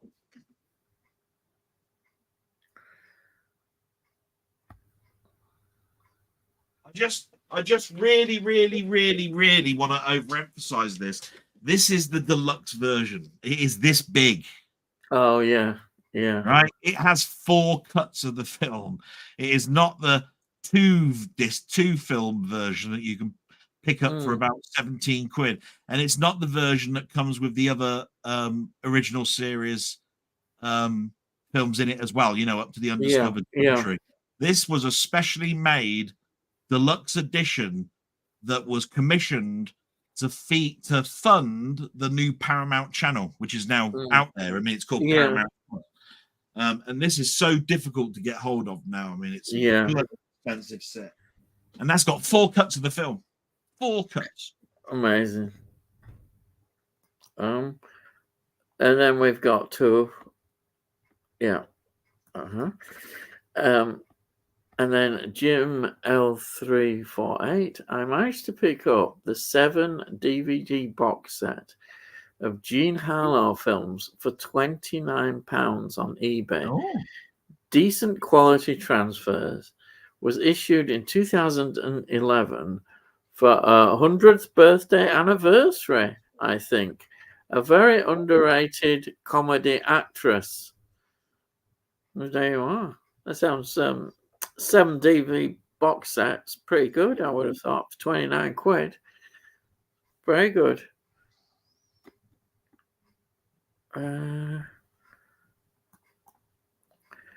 Tony Hawk, I love DVDs more. Yeah, I do. Yeah, I can't help. I think I've got more nostalgia for DVDs than I've got. Current media. VHS. I don't have the same nostalgia. Therefore, it was easy.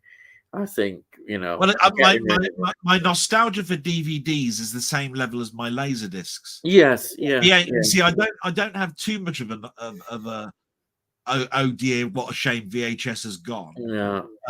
But I do when I think of the very, very early days, because I was really excited that we first got our video player, that we were setting it up, that you had to work out how the clock worked. You had to work out how to record the other side of the channel while you were watching another. All of that sort of stuff was fun.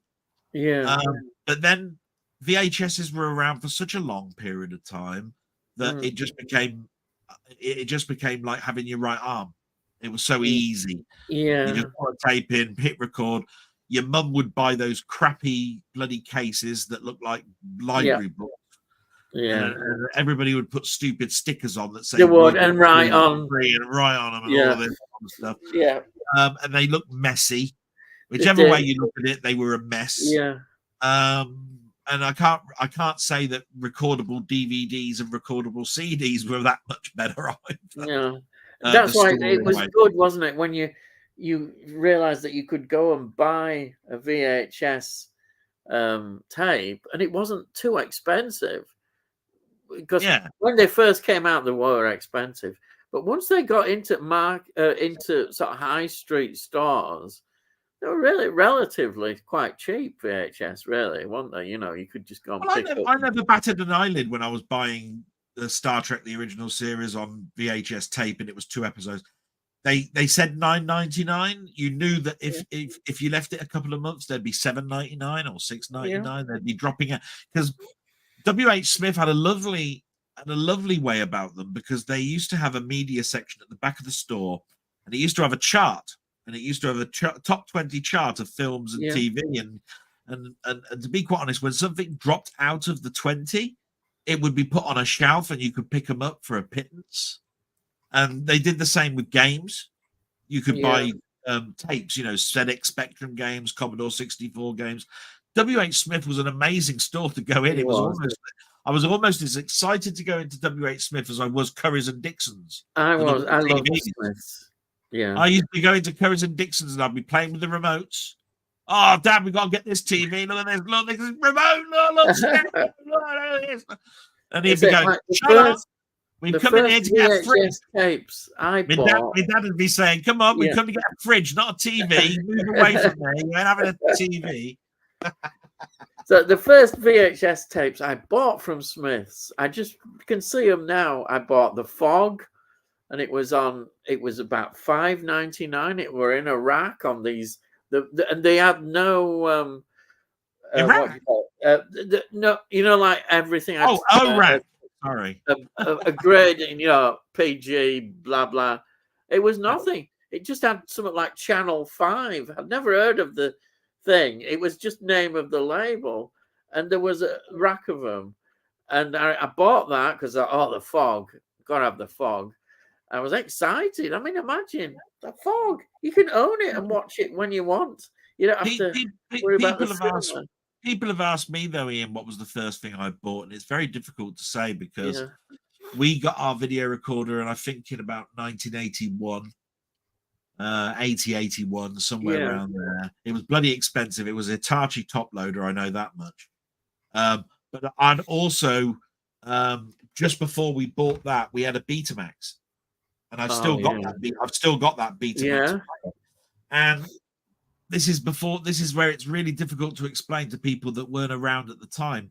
But we had video stores, and they were very small stores, and they were separated by two different sides. One side was Betamax, the other side was VHS. They'd have the same films on both sides if you were lucky. As VHS won the format war, the Betamax shrank. But the Betamax had a really nice picture quality to it. I mean, we're talking really quite stellar when it comes to the picture quality. You wondered why VHS worked, but VHS is where Betamax was where all the video nasties went to. I mean, if anybody who's that knows anything about film history will tell you, if you like your horrors, you tended to find you had at some point a Betamax player, because they went under the counter. It was very easy, therefore, to sort of like hide.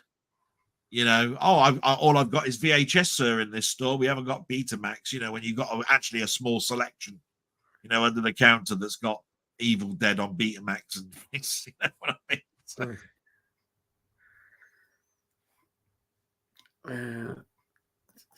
Next one.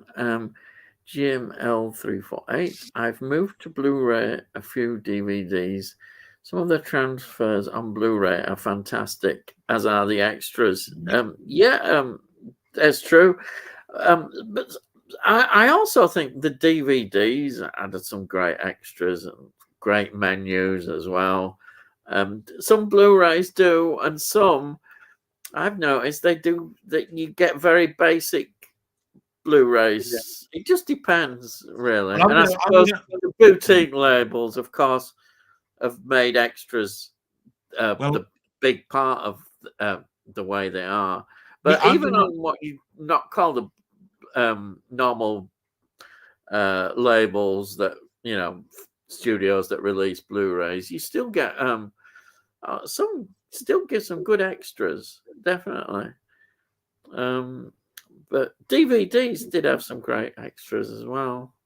I'm going to upset a lot of people and tell them that the best menu system on any disc was HD DVD. The best menu system on HD was on HD DVD. When you've got the menu and it's got extras and it's got what language and all of that sort of stuff. Yeah.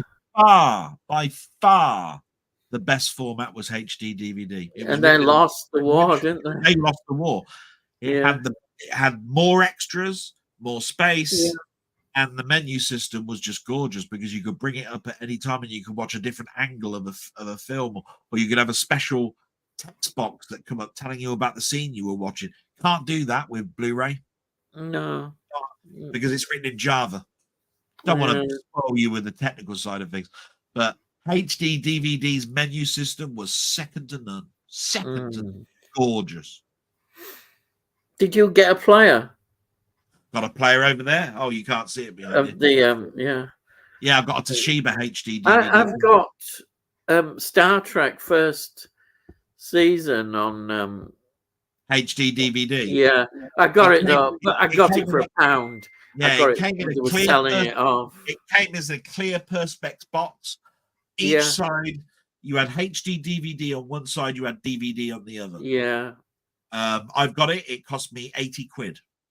Oh, crikey. And I bought that the same week.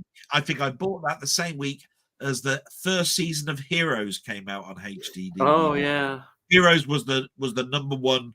Oh my God, you must watch show. It was, and then everybody was talking about it, right? It was. Season 2 came along. There was a writer's strike, and it went to pot. Yeah, it did. It's very sad, really. It had a lot of potential, but that ruined it. So I spent 160 quid that week. I remember. Tony Hawk, do you find the DVs better than VHS? Well, yeah, I think that we'll see what Tony says. Yeah. As we are missing a lot from VHS that hasn't gone on DVD. Yeah, that's true. There still says a lot. Tony Hawk, generally better picture quality, Tammy, and no rewinding. Yes, I don't like rewinding. Was a bit of a bind, definitely, and the fact that you can jump around, always a great thing. That if you've got particular things that you want to see again, you could just jump back, and all easier, far easier. I will say this though, there was, but it wasn't on general sale. There was HD films on tape. It was called HD video, VHS. HD I think I have heard of that. So I may have seen a video on it. I think the first release on it was Back to the Future. Yeah. But the player was so expensive. Yeah. The recording was only done in a short run. And to be quite honest, it just wasn't worth buying because the format wasn't succeeding. It was almost like having a top quality videotape in your video player. You know, your hand cam, your handy cam.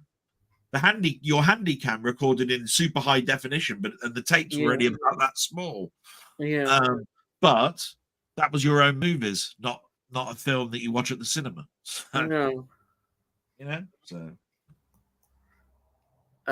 Tony Hawk, I remember once I started rewinding a VHS and it got chewed up and I had to pull the tape out literally. I'm afraid that did happen. It's one of those infuriating things. Yeah, but I never had that happen rewinding. I had that happen when I'm playing. Yes, I had it both. When I was rewinding, the tape would release the tape mechanism and it would rewind. Yeah. So it never got I remember they used to get at me. Yeah. I had audio tape that gets snagged up all the time. Oh, yeah, I remember that. Tammy, sounds fun. Can't actually ever remember any VH getting stuck. Oh. I had tapes getting chewed, but it was always from being played, or recording, not from rewinding and forwarding. I will buy Del the new Doctor Who on physical media. Loud. Tammy, you're back in my good book. You're back in my good books. After calling me Mrs. Slocum, you're now in my good books. But he's actually having it, and he's letting it go into his collection. How could he? Oh, you don't know that. You don't know that. You're guessing. You're guessing. Brushes. You're guessing. Ian, you're guessing. I have not told you I've ordered it. Yeah, but I know you. Everybody knows you. If it's a steel book, you have to have it. Even if it's the worst ever piece of whatever, you've got to have it. Even if it's... I hope it comes out in a special baby kind of steel book. What, a nappy case? It's absolutely like nappy or something. I hope it comes out like that, like a nappy. And you'll have to buy that. It'll serve you right. Yeah, I love you too, Ian. Thank you very much. I come here for the insults. Yeah. Oh, you can buy the nappy edition. Oh, I love that. Shut up! All right, yeah, I'll buy the daddy daycare edition. Yeah. Tony Hawk, I wish I had the phones now back then to record it. I wish I had the phones now back then to record it. Yeah. And does anybody watch EastEnders on here? I can't stand it. They probably are watching it somewhere. Is it on tonight? I don't know. What day is it today? Wednesday. Wednesday. Wednesday. I don't know. Used to watch most of the soaps, gradually gave up on them. My mum watches Emmerdale and Coronation Street, and I think that's what's on tonight, if I remember Oh rightly. yeah, Half an hour of Emmerdale and an hour of Coronation Street on a it's a Wednesday. real treat for you. um, Steve's gaming, physical media life. No, I stopped watching soaps long ago. It's like an addiction. Best to avoid the lot. Yes. In his opinion. I agree. Soaps are bad. I have family who watch EastEnders for 30 years. Neighbours were okay-ish. Oh, that's the Aussie one, isn't it? Well, Is it the Aussie one? I'll tell you what my mum does. She watches the Emmerdales and the Coronation Streets from 20 years ago on ITV. Oh yeah, they go on. About ITV3 in the afternoon or something, right? And then she watches the new ones, and then she tells me word for word, weren't the old ones better back then? So that's why she asked me to tell you to do a Mr. Wilkes impression. Mr. Braley. Braley. Yeah. Because she'd just been watching all of that on ITV. Yeah. There you are. Tell you what, I always thought Coronation Street had touches of humour, which I enjoyed. Didn't get any or very little in EastEnders. It's such a long time since I saw any Coronation Street. Yeah, well, that's because they're all southern bastards, isn't it? That's why we have to say Coronation Street and Emmerdale are all up north when they're nicer, aren't up they? north, lad. Up north. Wow. You might as well have had a cardboard cutout of the 10th Doctor, and that would have been better than yeah, Shooty. You see, I can't even. I'm still there going Enconte, and then no, it's Shooty, Ian. I even can't get his name right. Yeah, I can't get his name right. Yes, I get you there. Anyhow,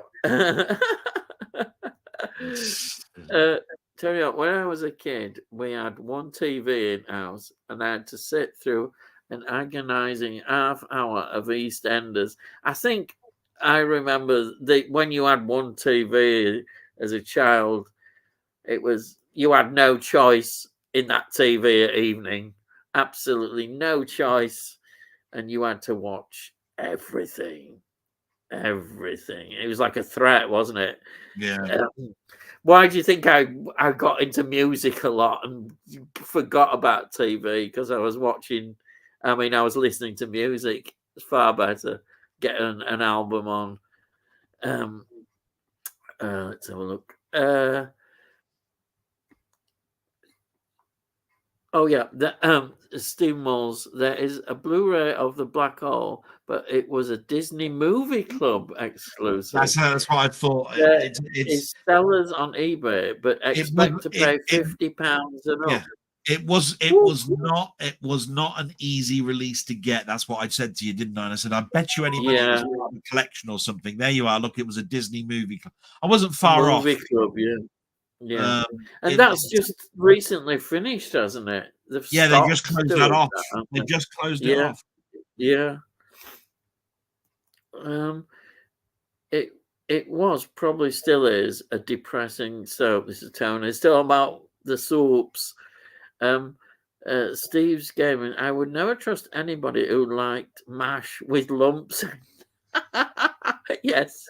He's got a good point there. I don't know if people trust anybody got MASH with lumps in. What you got to remember here, Ian, is that I keep thinking that you keep putting me in a bad light because I never said I liked MASH with lumps. I just said, do you mind? To be fair, you didn't. Now I'm probably going to find that half my subscribers have gone again because here's a complete git. He's a southerner. He likes lumps in his mash. And he watches all this crap TV stuff. He'll buy steelbooks with such shit as Doctor Who. Steelbooks of Doctor. And I look like Mrs. Slocum because I've got a cat that turned up on my channel. I couldn't have had a worse evening, really, could I? I mean, this is supposed to big me up, and at the moment, and it's supposed to make my heart feel so much better. Brilliant. I like it. Well, yeah. Jump on. Steve's gaming. Yeah. What sort of nut job would demand lumps in their mash? See what I mean? I've lost half my audience because they all think I like lumps in my mash now. You've set a big conversation off about mashed potato and lumps.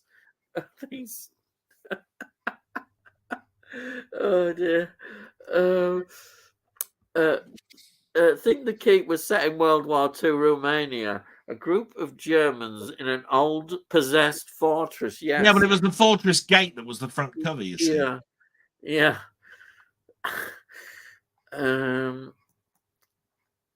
Danny Dukes, I have Lady Hawk and DVD.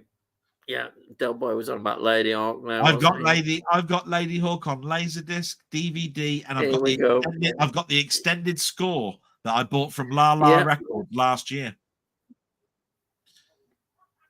La La Records. Rick Wakeman and Keith Emerson did good film scores. Yeah, both of them. First Rick Wakeman album I ever bought was King Arthur and the Round Table. Yes, I bought the other one. First one, Journey to the Center of the Earth. Yeah, with was David Hemmings.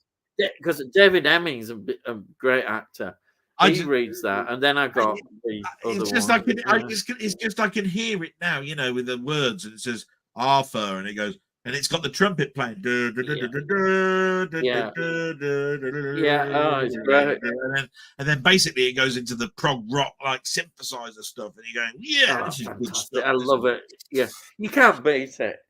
You can't beat it. There's only about 10 tracks on the whole of that album, I think. Yeah, it's funny. I didn't play it today, but I nearly did. Funny that I was looking at it. I haven't thought about it in a long time. Perhaps I was getting vibes coming through. Perhaps they were coming through some vibes. But I was looking. That's why I know. I was looking. I picked up Journey to the Center of the Earth. And I was thinking, oh, I wouldn't mind having a listen to that. And I thought, oh, David Hemmings, but I didn't. I nearly did. And then I saw that one. And do you know who Wendy Carlos is? Sorry? Do you know who Wendy Carlos is? No. Wendy Carlos.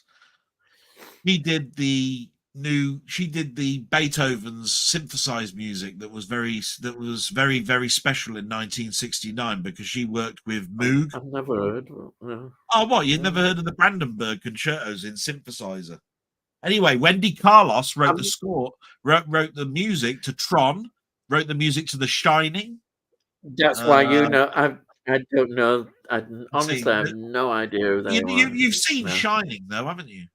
The Shining. Yeah, I've seen The Shining. You've seen Tron, haven't you? I may have seen Tron a long time ago.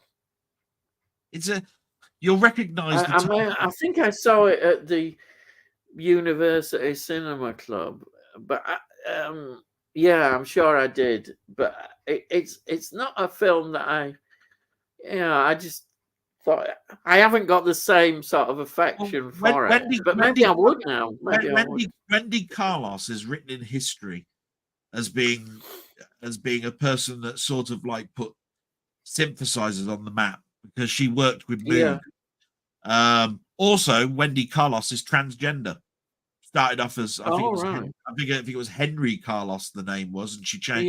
Yeah. She went through the operation in 1969 and became Wendy Carlos. But music. 1969. Yeah.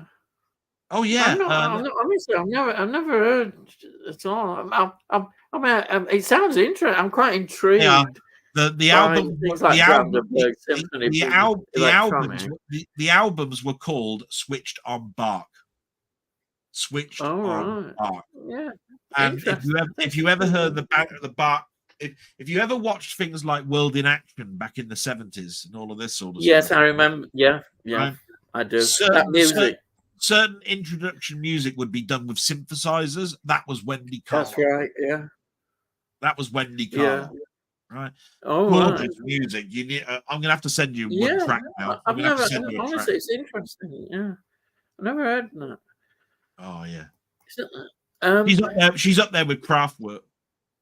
Yeah. Oh, besides Tangerine Dream, I like Jean-Michel Jarre as well. Oh yeah. And have you heard his latest album? It's awful. Oh yeah. atrocious. How many Oxygens has he done? I think it's 28 or something, and it's like auctioned in 28. Something like that. Oh dear. Is it his father who's the one who does all the film scores? Oh, Morris Jarre. I'm not sure if they're. I think it is. I think they're related, aren't they? I think they are father. Because I've come across when I've been reviewing some films, and I've totally forgotten. I'm hopeless, but his name has come across on film scores, but not him, but his dad, I think. Well, yeah, it's Lawrence of Arabia. Yeah. Morris Jarre. Oh, right. Lawrence, there you are. You see, I know very little about film scores. Oh, okay. Sorry, I didn't mean to look. No, it's all right. Yeah, you an idiot. I mean, no, don't forget. I haven't tied up that the two are actually related, but I do know that they've got Jarre as a. I've not noticed. I've not noticed film scores really for a lot of time. I watch the films and enjoy films, but I never see that. I've never really thought about the film score as part of the film in that sense. And I know they're intertwined. But it's true. Yeah. And yet I've been so into films. I mean, I'm aware of music, but I've never, I tend to be more with music in a film as if it's a song or something that I think, oh yeah, I know that song by such and such a group or what have you. But I'm not. It's all a new education for me. Yeah, to me, they've always been intertwined. The only film that I probably took notice of, but that is Amadeus because it's about Mozart. So obviously, I took notice of music then. Ian, think before you say a comment like that. Think about when you watched The Good, the Bad, and the Ugly. That has a music score that you know of. You've seen the film. And if you took the music away, it would not be as good a film. Yeah, Lawrence of Arabia wouldn't be the same without the music. So what I was trying to say is Amadeus is just because that's got music in is what you call a soundtrack. No, you knew soundtracks were around, and you knew because Good, the Bad, and the Ugly and everything are just so. I agree with you. I know exactly what you're saying, and it's important now for me. It's been a big learning thing. I enjoy finding out. And I think I like that about you. That's because when I was talking to you at the very early days, I was talking about Bernard Herrmann, and I was telling you, oh my God, you've got to listen to North by Northwest. I mean, what a score! Not thinking about Vertigo and and all the others. But at the end of the day, my dad introduced me to films with score. So I mean, to me, they've been part of each other. They always have been. We come in different directions. My albums, my music is all based on getting into albums and of artists and groups. Really, well, I was doing that because I was going to school. Meet in that way. Remember when I was going to school, music was changing drastically, right? I went to school, secondary school, which is when I started to learn about music an awful lot, because of big kids around me that I'd never met before. Yeah. And what was in the charts was Bad Manners, Adam and the Ants. Right? This was a huge change from 1979, which was music by things like the Corgis. Right? Yeah. I mean, I'm talking Adam and the Ants, Bad Manners, ska music, Lip Up Fatty, all of that. Ska, of course, right? Yeah. And then we had Spandau Ballet, and then we had Duran Duran, and then we had Human League, and then we had, What I'm trying to say is, I was listening to that as well as scores. Yeah. To me, it was like, wow, I couldn't turn the tape on without finding something that I didn't like. Because if it wasn't a film, it was something that was in the charts, even if it was Toya Wilcox, and I don't like Toya Wilcox. Back then I did. It was like, well, why not? You know, I don't mind some of her early stuff. She's not too bad. Music to me, when it was in the charts, was what my mum listened to while she was cooking the Sunday roast on Radio 2 with Steve Wright or something. Right? He'd be listening to, you know, like the romance, you know, channel or whatever. You know, there'd be all these songs coming on. There'd all be Elton John stuff and all of this sort of stuff. She'd be playing music like Forever Autumn from War of the Worlds, or Nights in White Satin, you know, and all of this sort of stuff, right? When I got later on in life, I remember those tunes, but don't remember that they were off of albums. And I'm learning to listen to those albums. Do you see what I mean? Because I was buying albums of soundtracks, but couldn't buy the albums of artists. I could only afford things like Now That's What I Call Music compilation. Back then they weren't even Now That's What I Call Music. They were like Chart Greats volumes 1 and 2, right? Which were not even Now That's What I Call Music, but they were similar. And I've still got them. Chart Hits 81, Chart Hits 82. It's interesting, because I'm just a bit earlier.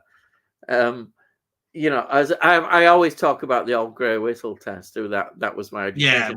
But also on radio for me, it was John Peel. John Peel was the one who introduced so much music. What a man he was in terms of the music he used to play on his show. It was just amazing. My dad was a big fan of the Shadows. So when it comes to 70s music, and I'd speak to my mum about 70s music, and I say, Mum, what was good in the 70s? She can't remember, because all she remembers is, I know we used to have a big collection of albums they all had black covers and they all had a woman on the front. And I said, that's the Top of the Pops albums, Mum. That's right. I remember those. And she goes, we had a load of those, but I think they weren't even they weren't the original version. No, they were session players. Right? Yeah, they were. John actually played on a couple of them, right? Yeah. But what I'm trying to say is, I think we bought them because we were poor. We couldn't afford records. You know, we'd have loved to have bought the Elton John's Goodbye Yellow Brick Road double album. Right? But we could only afford Top of the Pops album, 59 pence from Woolworths. You know what I mean? K-Tel, you know, that sort of stuff. Right. I think it was saving up our money. It's like, I remember, it's funny you just mentioned Elton John.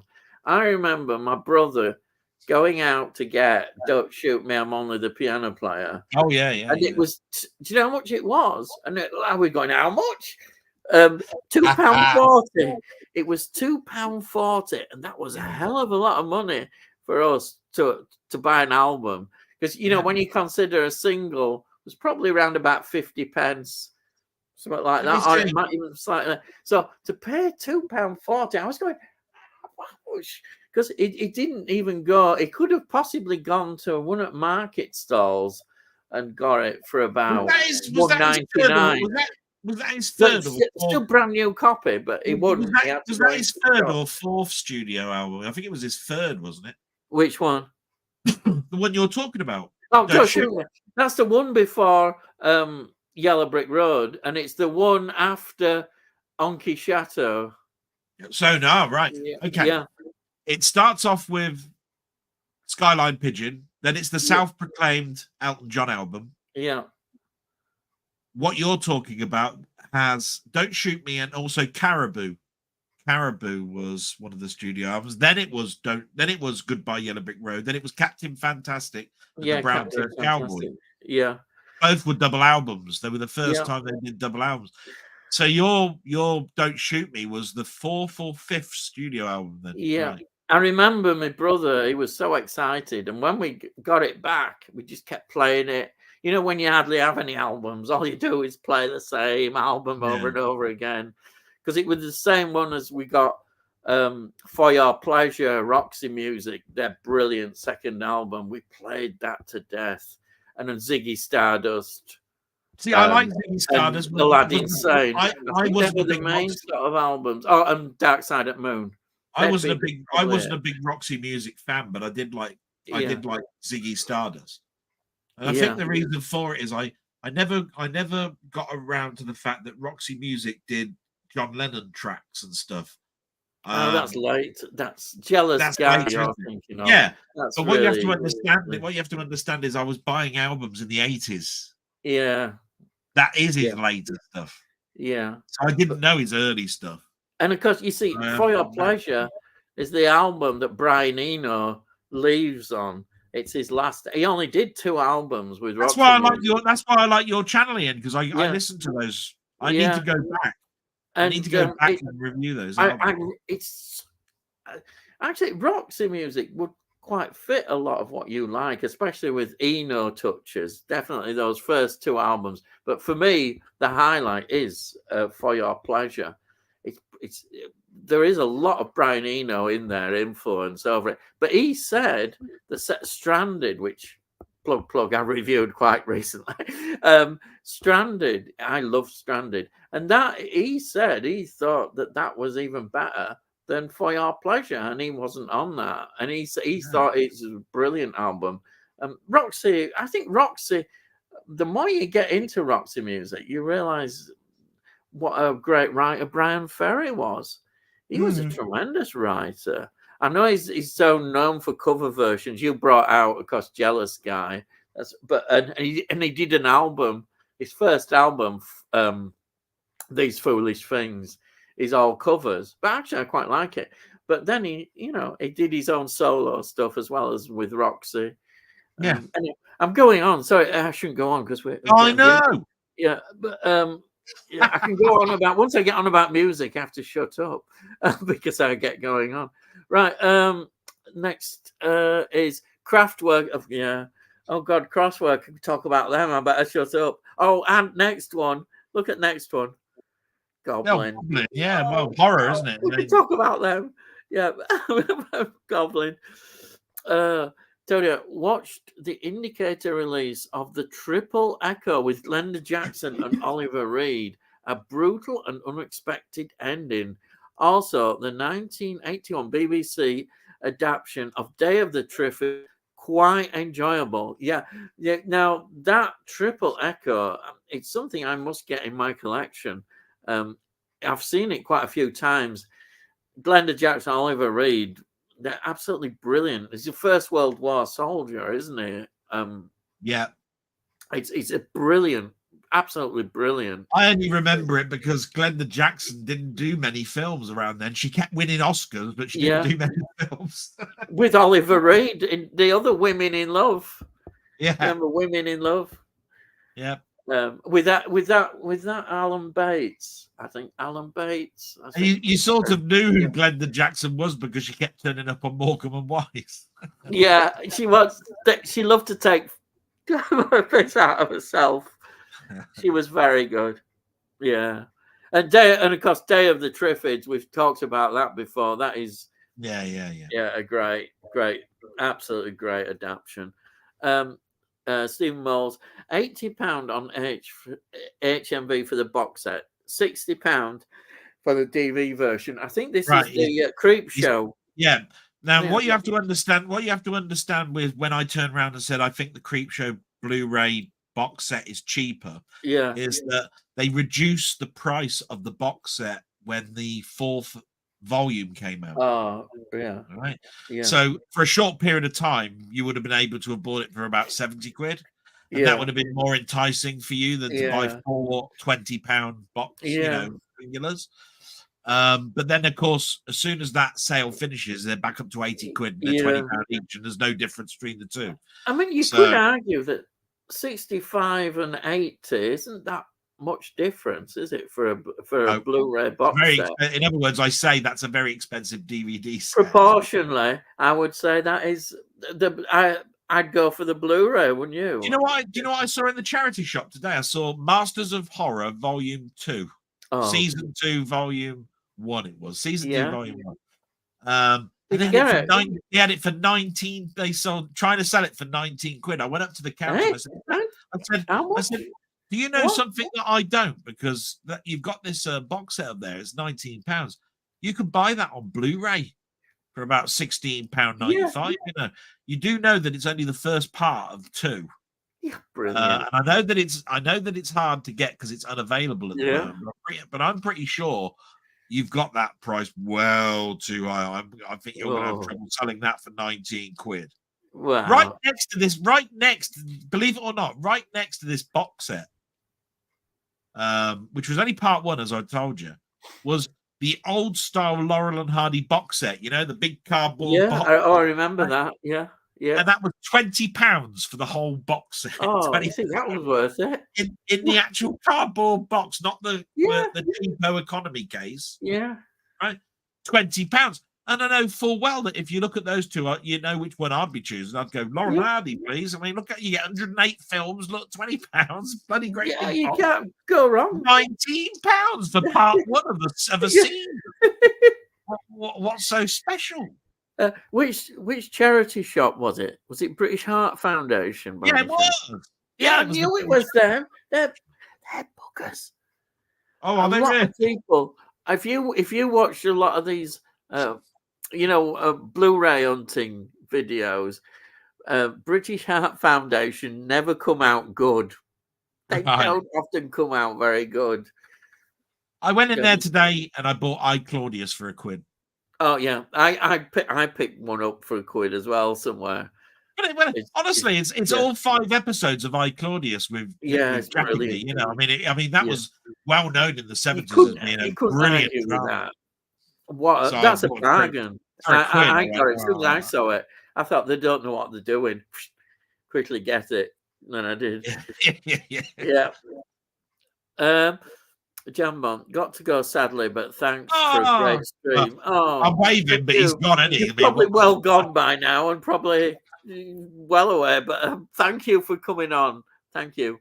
I'll be seeing him and I'll tell him anyway. Yeah. Richard Brown, weren't you children?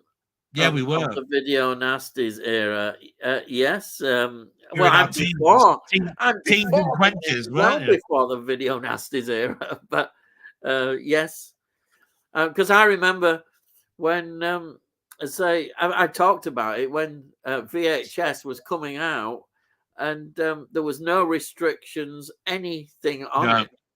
You could get anything. And a lot of it was, most of it, I would say, wasn't cut. I don't think it was, because there was no censorship. There were not many video covers that would have things like A and X rated on the covers. Yeah, were non-certificated. It was really the person that was behind the counter that accepted whether you have it or not. Video nasties, like I say, I would be in my teens. You'd be in your 20s, wouldn't you? You'd be in your 20s. Me. Yeah. The video nasty revolution for video is 80, 81, 82, 83. That's the 3 years that I consider video nasties, because that's when Betamax and VHS were fighting it out, and in the end VHS won. Video nasties is Evil Dead and before. So you bought films like Inseminoid and stuff like that. On those early tapes, and you know, basically there weren't many people that had video players in 79. So you've got to consider the video nasty revolution to be the 80s.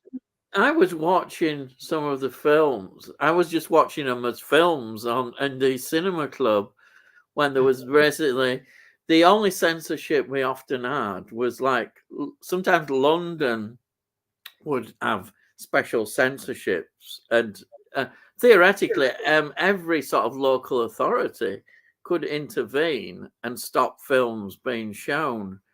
But there wasn't any other sort of controlled censorship like there would be once they introduced the Video Nasties list and what have you. But if you worked in a factory in the early 80s, no word of a lie, your dad would be bringing home pirate copies, right, of Evil Dead, Rocky III, E.T., Close Encounters of the Third Kind. Yeah. And what else was it? Jaws. Yeah. No word of a lie. The amount of times my dad from somebody at work brought Yeah. back Jaws for us to watch. Yeah. That's why I like Jaws. That's why I like Jaws as much as Nige, because Yeah. it was pirate video that dad brought back. I don't think he ever gave the bloke any money to borrow. He just said, "Oh, can you do us a copy?" Or he'd lend it to him, and you returned it back. I'm pretty sure that everybody around that time saw a pirate copy of E.T. They did. Definitely. That's true. Definite. Yeah. E.T. was one of the most pirated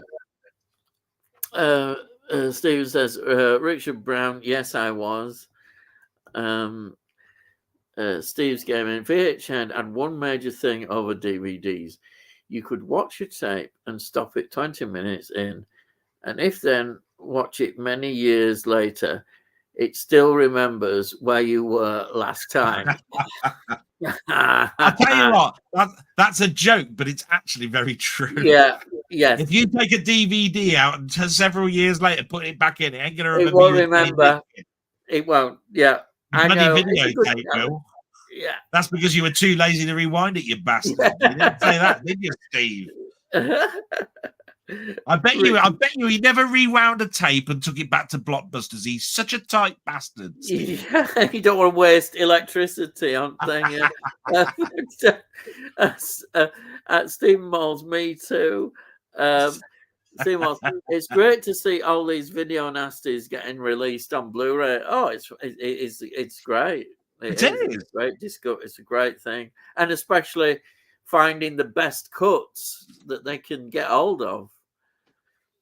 Though we still have to remember that there are still one or two films that do get censored, as we know, for various reasons.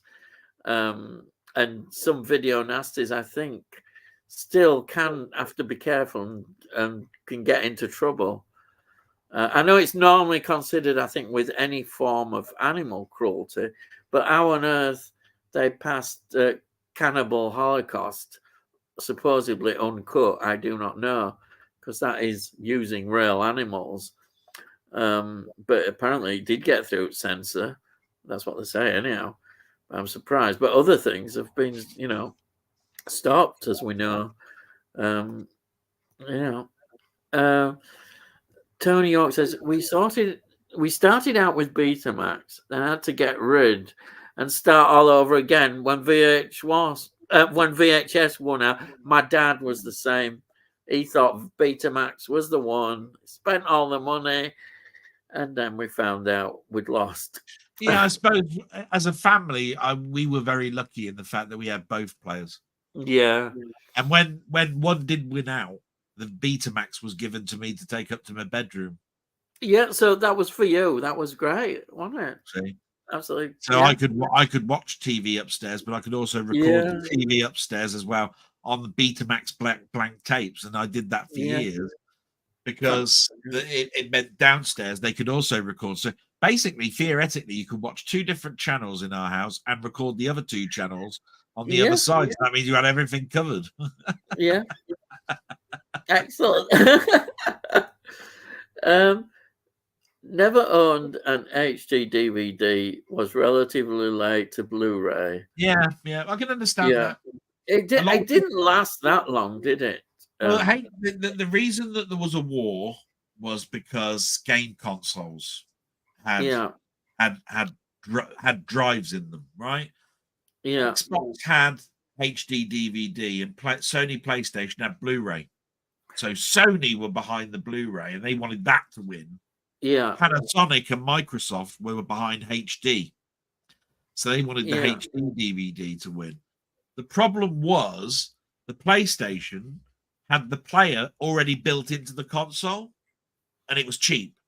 Microsoft had to buy a separate drive, cost you an extra 200 quid. So what basically happened was more and more people bought PlayStations and therefore the Blu-ray format won. It was as simple as that. As soon as Sony said, we're dropping the price of our console and this console can play your Blu-ray films, that was it. Yeah. Microsoft never stood a chance. No. You had to buy a separate drive for that. and it cost you 200 quid. Mm. So at the end of the day, Blu-ray won. And it is, it's the only time I can categorically say, hand on heart, I know that for a fact. I was there, and B, it's well documented that the video game industry decided how the video format was going to work for the 21st century. Simple as that. Next. Steve's game. We still don't have a Blu-ray player. To be honest, normal DVD is still fine for us. No, a lot of people, love DVD, and it's fine if it does its job. Then, and you might save a bob or two. You do. Well, I do know Steve of old, and I do know that he did used to have a PlayStation 5, so he did actually have a Blu-ray player, but of course he had to sell it, unfortunately. So he did have a Blu-ray player, though. Yeah. Stephen Moore's Toxic Zombies, aka Forest of Fear, scared me when I was a kid. Had nightmares. Probably watched it too young. Some people, a lot of kids enjoy watching a good zombie movie. I'm not. I presume that is that a video nasty. I presume. I'm not. No, I don't know. I watch Nigel's channel, and I can't remember every single Toxic title. Zombies. So I'm not sure. Yeah, I like I'm the pretty title. sure it is. I'm pretty sure it is. I saw a guy on Yorkshire TV. It has to be Yorkshire TV. That's YouTube. It could be YouTube. It's YouTube. See how it's YouTube. Yorkshire TV. What the bloody hell? On YouTube, you are one of these HD VHS quite recently. I've never heard of them before. Oh well, there you are. I'm sure I might have seen that. That's why when Delboy mentioned about this HD VHS, it kind of rang a sort of a bell. I'm sure I might have seen that. Well, I can tell you right now that one particular channel which would have definitely shown HD VHS off was Techmoan. Yeah, Techmoan is well known on the YouTube channel. He reviews old tech like record players. Yeah. Sony Walkman. Amplifiers. So I watch his channel every Saturday at 10 o'clock. That's when his new program is broadcast, because it reminds me back in the day when I had my first CD Walkman and my first mini disc player and all of that sort of stuff. He takes me back to an era where I'm going, wow, I remember walking downtown with a mini disc player. Bloody hell. Yeah. What happened to mini discs? God, Jesus. Like that. Yeah, it probably would have been somewhere like his channel. Yeah. Stephen Moles, considering the amount of space on Blu-ray, some of these film companies get a bit lazy with the amount of extras they put on the discs. They don't seem to dig in the vaults for the extras. I agree. Unless somebody like Arrow often are able to dig up lots of good extras, and probably some of the other boutique companies, but I doubt if a lot of these studios are really that bothered. They might just stick a little featurette on. They're not going to go into in depth. I am going to go against the grain here and disagree everything you've said there. Okay. Blu-ray has got a massive amount of space on it, right? It's like 6,600 gigs, something like that, right? But you've whopped the resolution up so high, right? You've now increased the sound channels to being 8 discrete sound channels, like 7.1 surround sound, DTS. Yeah. That you've got no space for the extras, because the picture quality and the sound is 7 discrete channels of audio, plus all the subtitles, plus all the different languages. You haven't got no room. When you're talking DVD, you're talking a much lower resolution. Yeah. In fact, on a DVD, the biggest part of the disc is the sound. And I think it explains why what you're saying explains why often, I notice it quite a bit now, is you'll get an extra disc which is just full of extras. Yeah, because If a release is worth it, they'll do you that. could only just about squeeze the film Yeah, on. Yes, you do get a good release. and I They tell you will. now, They'll put a separate disc. three quarters of that disc will be the sound channel. Yeah. 3/4 of it.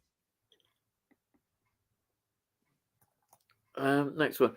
The only genre of horror I don't like is found footage movies and cannibal movies. Blair Found Witch footage Project, movies. Blair Witch Project and stuff. I can understand people. I, I, I, I've got a copy of the Blair Witch Project, and I understand why people don't. Well, there's a reaction against it because it's felt it was overhyped. I think quite a lot. But I think for what it does, it does quite a good job. I've only got a DVD copy.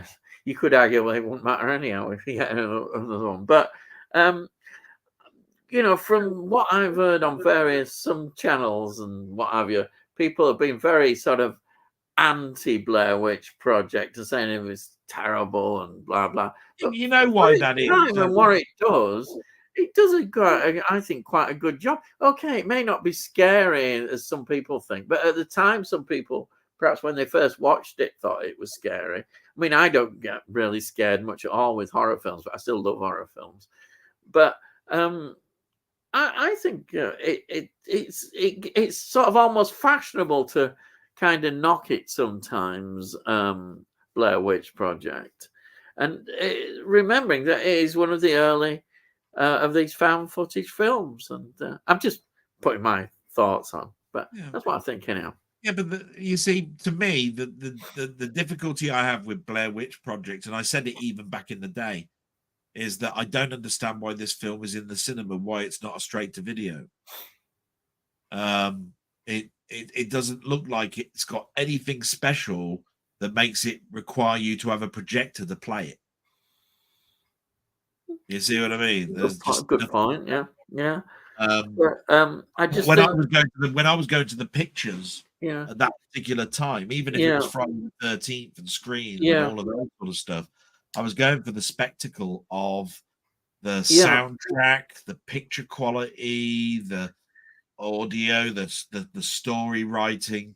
It was a special thing to do, and that's why I didn't mind spending 8 But or 9 if you're looking from, I can understand exactly what you're saying, but if you're looking from another angle, somebody who likes films, different sort of, somebody who's trying to do something different with film or trying to look at film, then it is quite a special thing, really, because it's the first. It's a pioneering piece of film. Okay, might be different opinions, but you can see what he's trying to do. And okay, it may not be in terms of matching quality and all this stuff, but it's not meant to anyhow.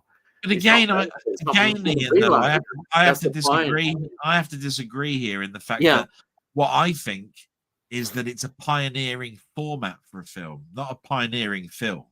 Mm-hmm. At the end of the day, sticking a video camera in front of someone's face and saying act is not pioneering. But it's a pioneering as a method of a film, because nobody had brought out raw camera footage, 16mm at best, and show it, because it definitely is home movie. It could be, you could have called it Beatles About Project, right? Mm-hmm. Blair Witch Project, Beatles About Project, because that's what it is. Yeah. It's and it must have been successful, because it was successful for two things. It cost like 50 pence to make, right? So it was one of the most profitable films of that year. Yeah. And two, nobody had done a film like it before. Yeah. And then all of a sudden there were clones. And that's when people reacted against it. And then when people look back at Blair Witch Project, they look back at it in a bad light, because they forget because they've seen one. Yeah. And then it was great. because you've got so much shit in the middle. Yeah, that makes you go, everybody all of them thought crap. it was a great idea. They've jumped on board. They've all done it, and that's it. You know, That's it. it's like doing a spoof documentary. Spoof documentaries are a really great idea, but once you start doing more and more spoof documentaries and have a certain way, they kind of lose their originality, and everybody starts doing, oh, let's do a spoof documentary, and it might be funny, or it may not be. It could be a serious spoof documentary, but once you start doing loads more, people become more familiar with it, that kind of thing. It just naturally, people think, yeah, it's not a big deal anymore, you know. Yeah. And I think that's the same with found footage films. Cannibal movies, they've always been around. It's just that they go with horror. We go through various sequels, cycles of what is popular in horror, and cannibals seems to have come back in, you know, with zombies. It's a thing that's popular at the moment. It'll probably go out of may go out of fashion again, but they have been around. It's not a new phenomena. They've been going right back. You can look at history of films. We've always had cannibals around in horror. But yeah, it is popular at the moment. Cloverfield is good. It is. Yeah. Cloverfield's excellent. I like the way that's done. Brilliant. Have you seen Cloverfield? Oh yeah, got it. Yeah, there you are. Isn't there three? I think there's three in that series now. Yeah. Excellent. Stephen Moles, Richard Brown, yes, I enjoyed that one. Yeah. I hate Blair Witch, but I like the second one. It's interesting because I haven't seen the second one. I should check it out, really, see what it's like. I'll be back in a moment. I'm just going to get a drink. Yeah, we're getting quite thirsty. Sorry. Yeah, I'll carry on. Yeah, yeah. So I would be interested to see it. Yeah. I think sometimes when you oversee a film a lot and you don't gel with it, then it just, I could understand definitely. Have you seen the Dead Snow movies? No. Are these the Nazi ones? Let's see if Delboy knows. He might know.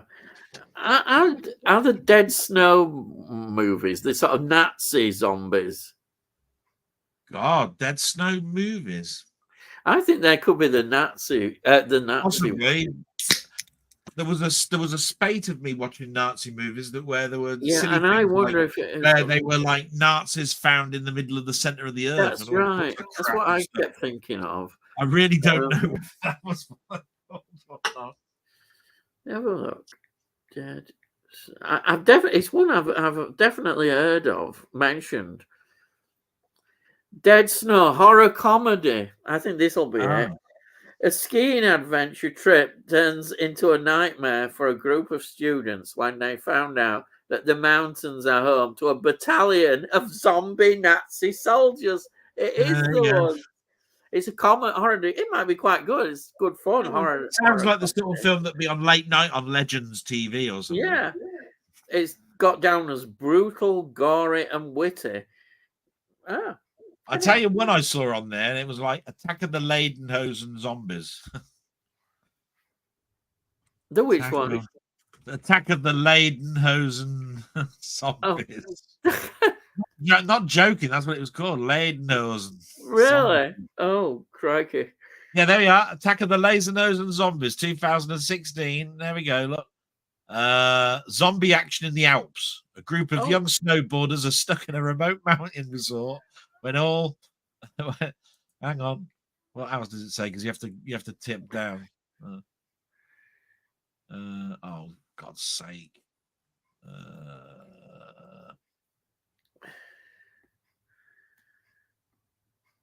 Where an all-night après-ski party soon turns into a hellish nightmare of zombie mayhem. Really is awful. It took me 2 attempts to get through that film. Oh, Attack of the Lederhosen Zombies. Awful. Right. I expect there's a lot of these kind of films being made once one gets going. But yeah. Honestly, you can imagine these Lederhosen. You know what a Lederhosen is, don't you? They got the braces on with their shorts on and all this. Yeah. You know, where they they carry big beers in glasses as big as this. Yeah. And the zombies going around. Oh. What bloody hell.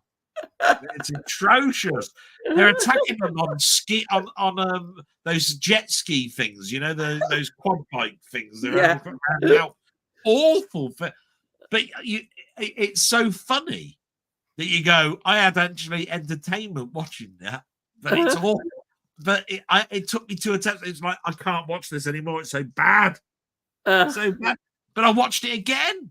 So it must have done all right. Now, here we are. I've got one for you. Is Jean-Michel Jarre's brother called Jam?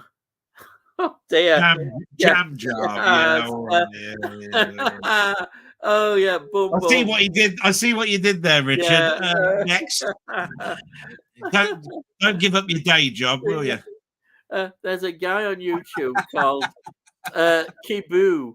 He does cover versions of the Street Hawk theme and Chase by Giorgia Moroder. Yeah, but you know he was part of Human League and did Electric Dreams, the film Electric Dreams score. Yeah. Yes. Yeah. And I do know that guy because I've listened to the Street Hawk theme done on many different keyboards. You know, Roland keyboards, Yamaha keyboards. Yeah. No end of people do Street Hawk, Airwolf, Knight Rider. You'll see all 3 of those on different themes on all different keyboards by different people. And they all do them all in a different way. And I tell you what, they don't do too badly either. They're not bad. Right. Tony Hawk Triple Echo is set in World War II, Ian. I thought it was World War One, but I'm wrong. Yeah, it starts out as a gentle country tale and gradually gets darker with Oliver Reed's appearance. Oh, I'll definitely be interested in that. I'll tell you a film I saw this week as well. Sean Connery in a film called Ransom. Oh yeah, I've come across that quite a bit in my Skyjet film. Yeah, brilliant film. Jerry Goldsmith score as well. I'd definitely be interested in that one. I've seen.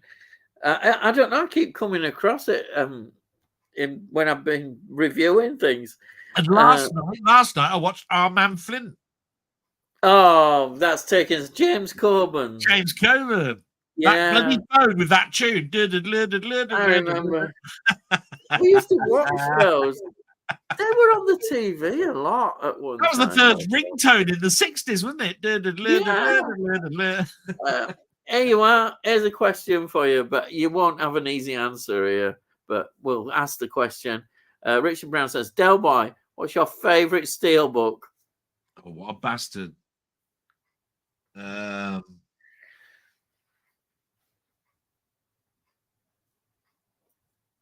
That's so hard.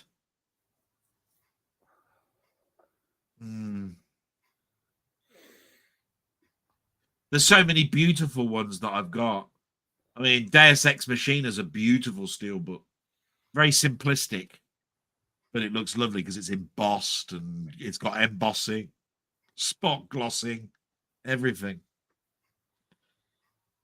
I don't know.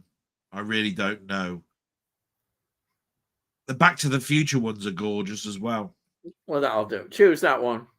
All right. Well, I'm just going to say it's impossible to say, but but basically, Back to the Future and Deus Ex are pretty good. Excellent. Sorry, but that is so hard. That's all right. That's fine. 100 of them. How am I supposed to choose which one? I know. It's difficult. It's like if somebody asked me what's my all-time favorite album. Yeah, God, how could I choose my you could all-time do you could favorite do it by album? genre. I You know, you couldn't. could say, look, if you had a records set and it was made Yeah. up of heavy rock, guitar, and somebody said, "Can you tell me the top 5 albums you got that are piano music?" You probably could do it. But what I'm trying to say is Steelbook. Yeah. I've got covers for all different genres in Steelbooks. I've got Yeah. comedy Steelbooks. I've got Yeah. horror Steelbooks, science fiction Steelbook. The science fiction ones look gorgeous. Some of them look like real shit. Yeah. You know what I mean? I don't know. Anyhow, Steve's Gaming says, I have to go now. This was great. Thanks, Ian, and thanks, Del Lumpy Mash Boy 3K. I ain't gonna live it down, am I? Lumpy Thank you. match. Thank you so much for popping in, and I hope you enjoyed it and listening to us going on about mashed potato. And I've now got, look, because of you, I'm called Lumpy Mash Delboy now on my channel. You do understand these people write on my blog, they go, Del, Lumpy Mash Boy, can you please answer this question, please? And people are going to be going, what the hell are you talking about, Lumpy Mash? Well, do you remember last week it was pot noodle? Oh, God, yeah. Del Pot Noodle Boy. We've moved forward. Tony York says, I've been watching some of the BFI DV releases. Oh, yeah, of Children's Foundation productions. They're good fun, feature some recognizable faces, and only run for around an hour. Have you seen any? Now, I remember watching some at the cinema a long time ago. And I remember for some reason, because it's shown quite a lot, is that when Phil Collins was a young lad, he was a child actor. And I remember many years later people saying, oh, look, it's Phil Collins when he was a child. And he was in some Children Film Foundation productions. So I do remember them, yeah. Delboy. I'm pretty sure I will, but I always get this mixed up because somebody asked me the other day in my blog, do you remember the documentary films that they used to use at the cinema, like Introduction to Birmingham? And then there was a video about a guy that was going to get killed on a motorway, and that's all because they wanted to teach you how to be aware of other drivers, you know, and all these safety information film type things. And I always remember the little adverts that used to be on children's TV where it was, don't play around electrical pylons and be aware of water and don't go into cars with strangers and all of this sort of stuff. They were all done by the Children's Film Foundation at some point. And therefore, when it comes to the big children film foundations that were an hour long or not, I can't remember what the titles are.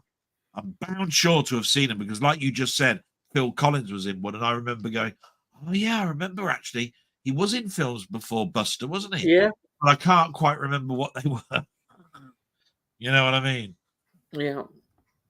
You ask anybody a film that Phil Collins has been in, and everybody will just turn around and Buster, they'll say. Yeah.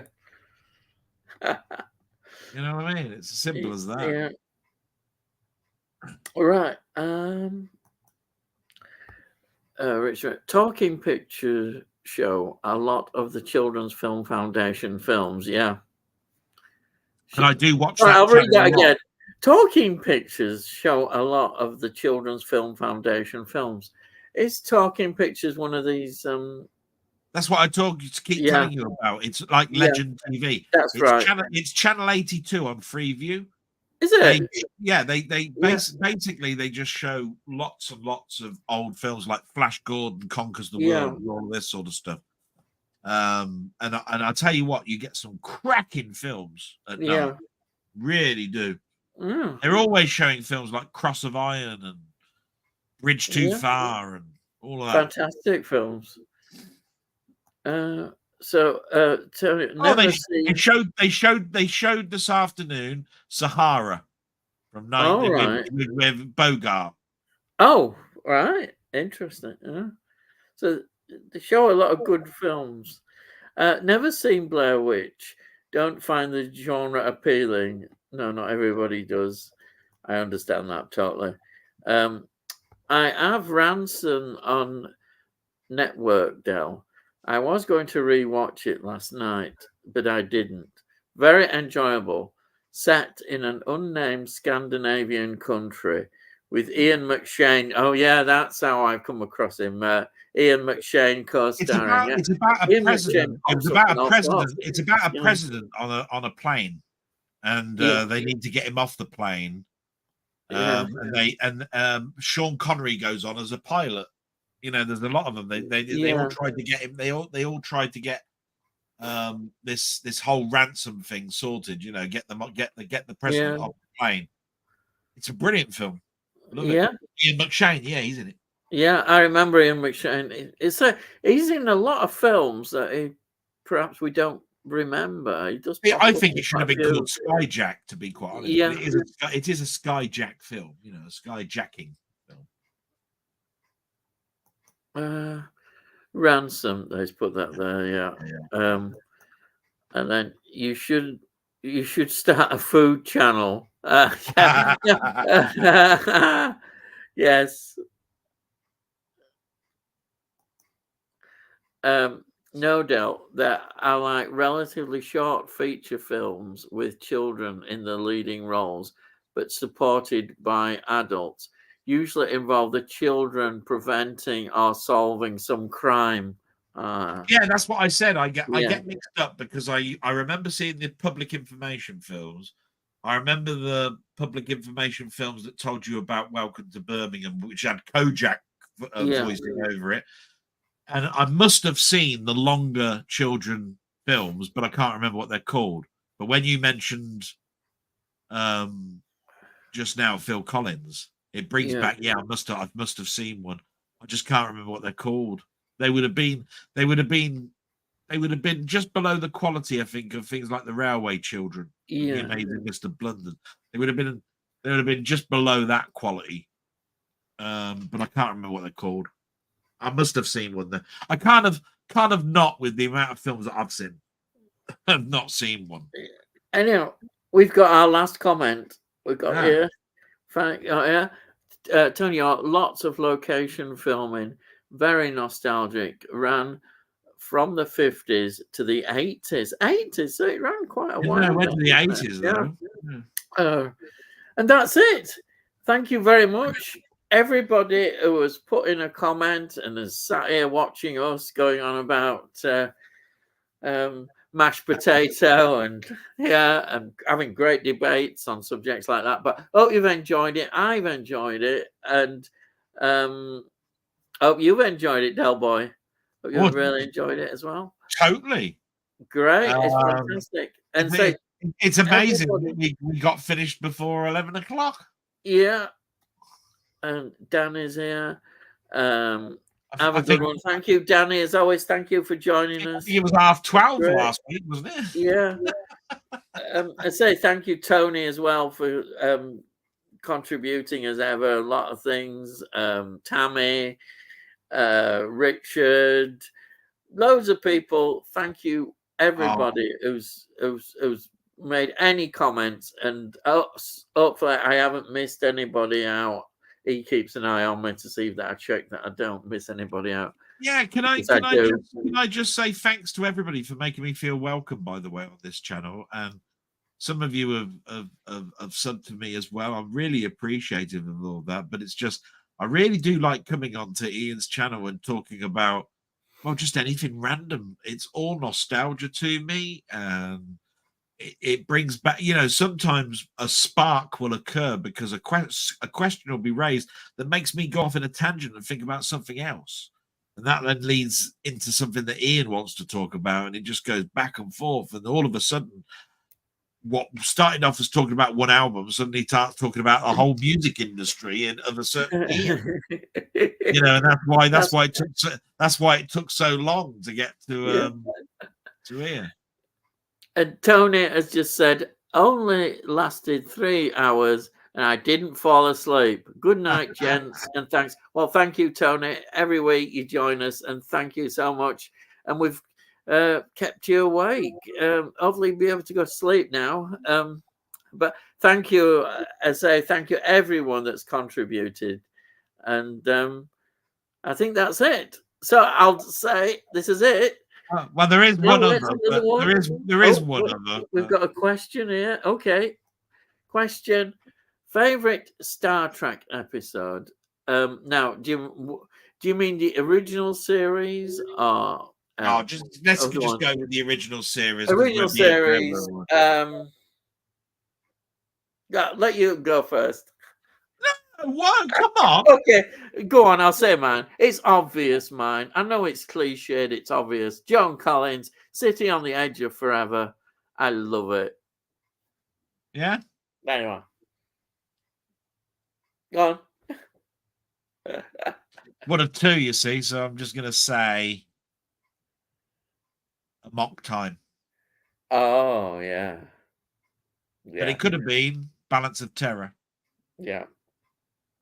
One, because it reminds me of Run Silent, Run Deep, which is the best submarine film I've ever seen in my life, done by the lovely Bob Wise. And a mock time because of that music, that battle between Kirk and Spock on Vulcan. Brilliant. I can listen to that music by Fred Steiner all the time. And of course, it's got the iconic Spock theme as well, where whenever you talk about Spock, it's got a heavy bass line. And of course, it goes into his ancestry as well. You know, you get to know more about Spock. You didn't know that he's like a salmon and has to return back to Vulcan every 7 years. To get his oats. I always thought that was quite funny. But Balance of Terror, it's all about two starships that are trying to remain silent and trying to chase each other. They can't see each other. It's a cat and mouse game. And of course, the Romulans look like Vulcans. So it's about race as well, because all of the crew of the Enterprise think that Spock's a spy. Just because these Romulans that you've never seen in your life have got big ears just like he's got. So I like that one as well. I know why you like the City at the Edge of Tomorrow. Yeah. I mean, and there is another episode. It is classic. It is a classic. That's what I mean. Everybody say, I'll pick another one I can just think of, and the title has just gone out of my head, but it's the one where they're at war all the time with another power, and every so often they say, "Oh, we've been hit," and citizens have to go into these machines and take the war is done between two planets, and they've got a treaty that basically says the computer will tell you has to die, so you have to walk to they have to keep up with the numbers, and it's such a clever story. The way the Enterprise is a casualty of war. That's right. Somebody, and it's brilliant. I think it's a very clever story. The way, do you know what it's called? I'm trying to think what it's called. I can't think what it's called. Is it City at the Edge of Tomorrow? No. That's the one. No, that's the one where they're up in the sky and now there's people down the bottom of the. Actually, I think it's called.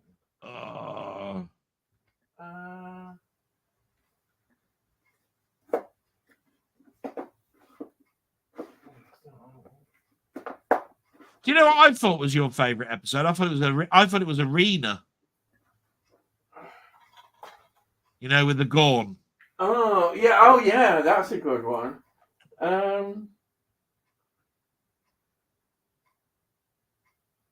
It's not Return of the Americans. I'll tell you another one I like. The Gamesters of Triskelion. But that's because I like the girl. She's in the bikini. I've got it. It's called A Taste of Armageddon. Taste of Armageddon. Yeah. Yeah. It's such a it's a first season. That's a way of getting rid of casualties. They decide how many casualties. It's a first season story. It's a first season story. Yeah, and of course Kirk is all as he would be about it all, appalled by it all, and it's wonderful the way it's done. It's like saying how they can. I make never war. I never got on with Spock's brain. I thought that was true. Well, I don't think most people do.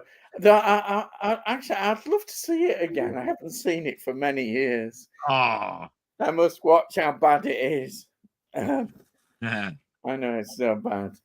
I I think can watch him over and over and over again. Yeah, the one that was on today was where McCoy is told that he's got a year to live.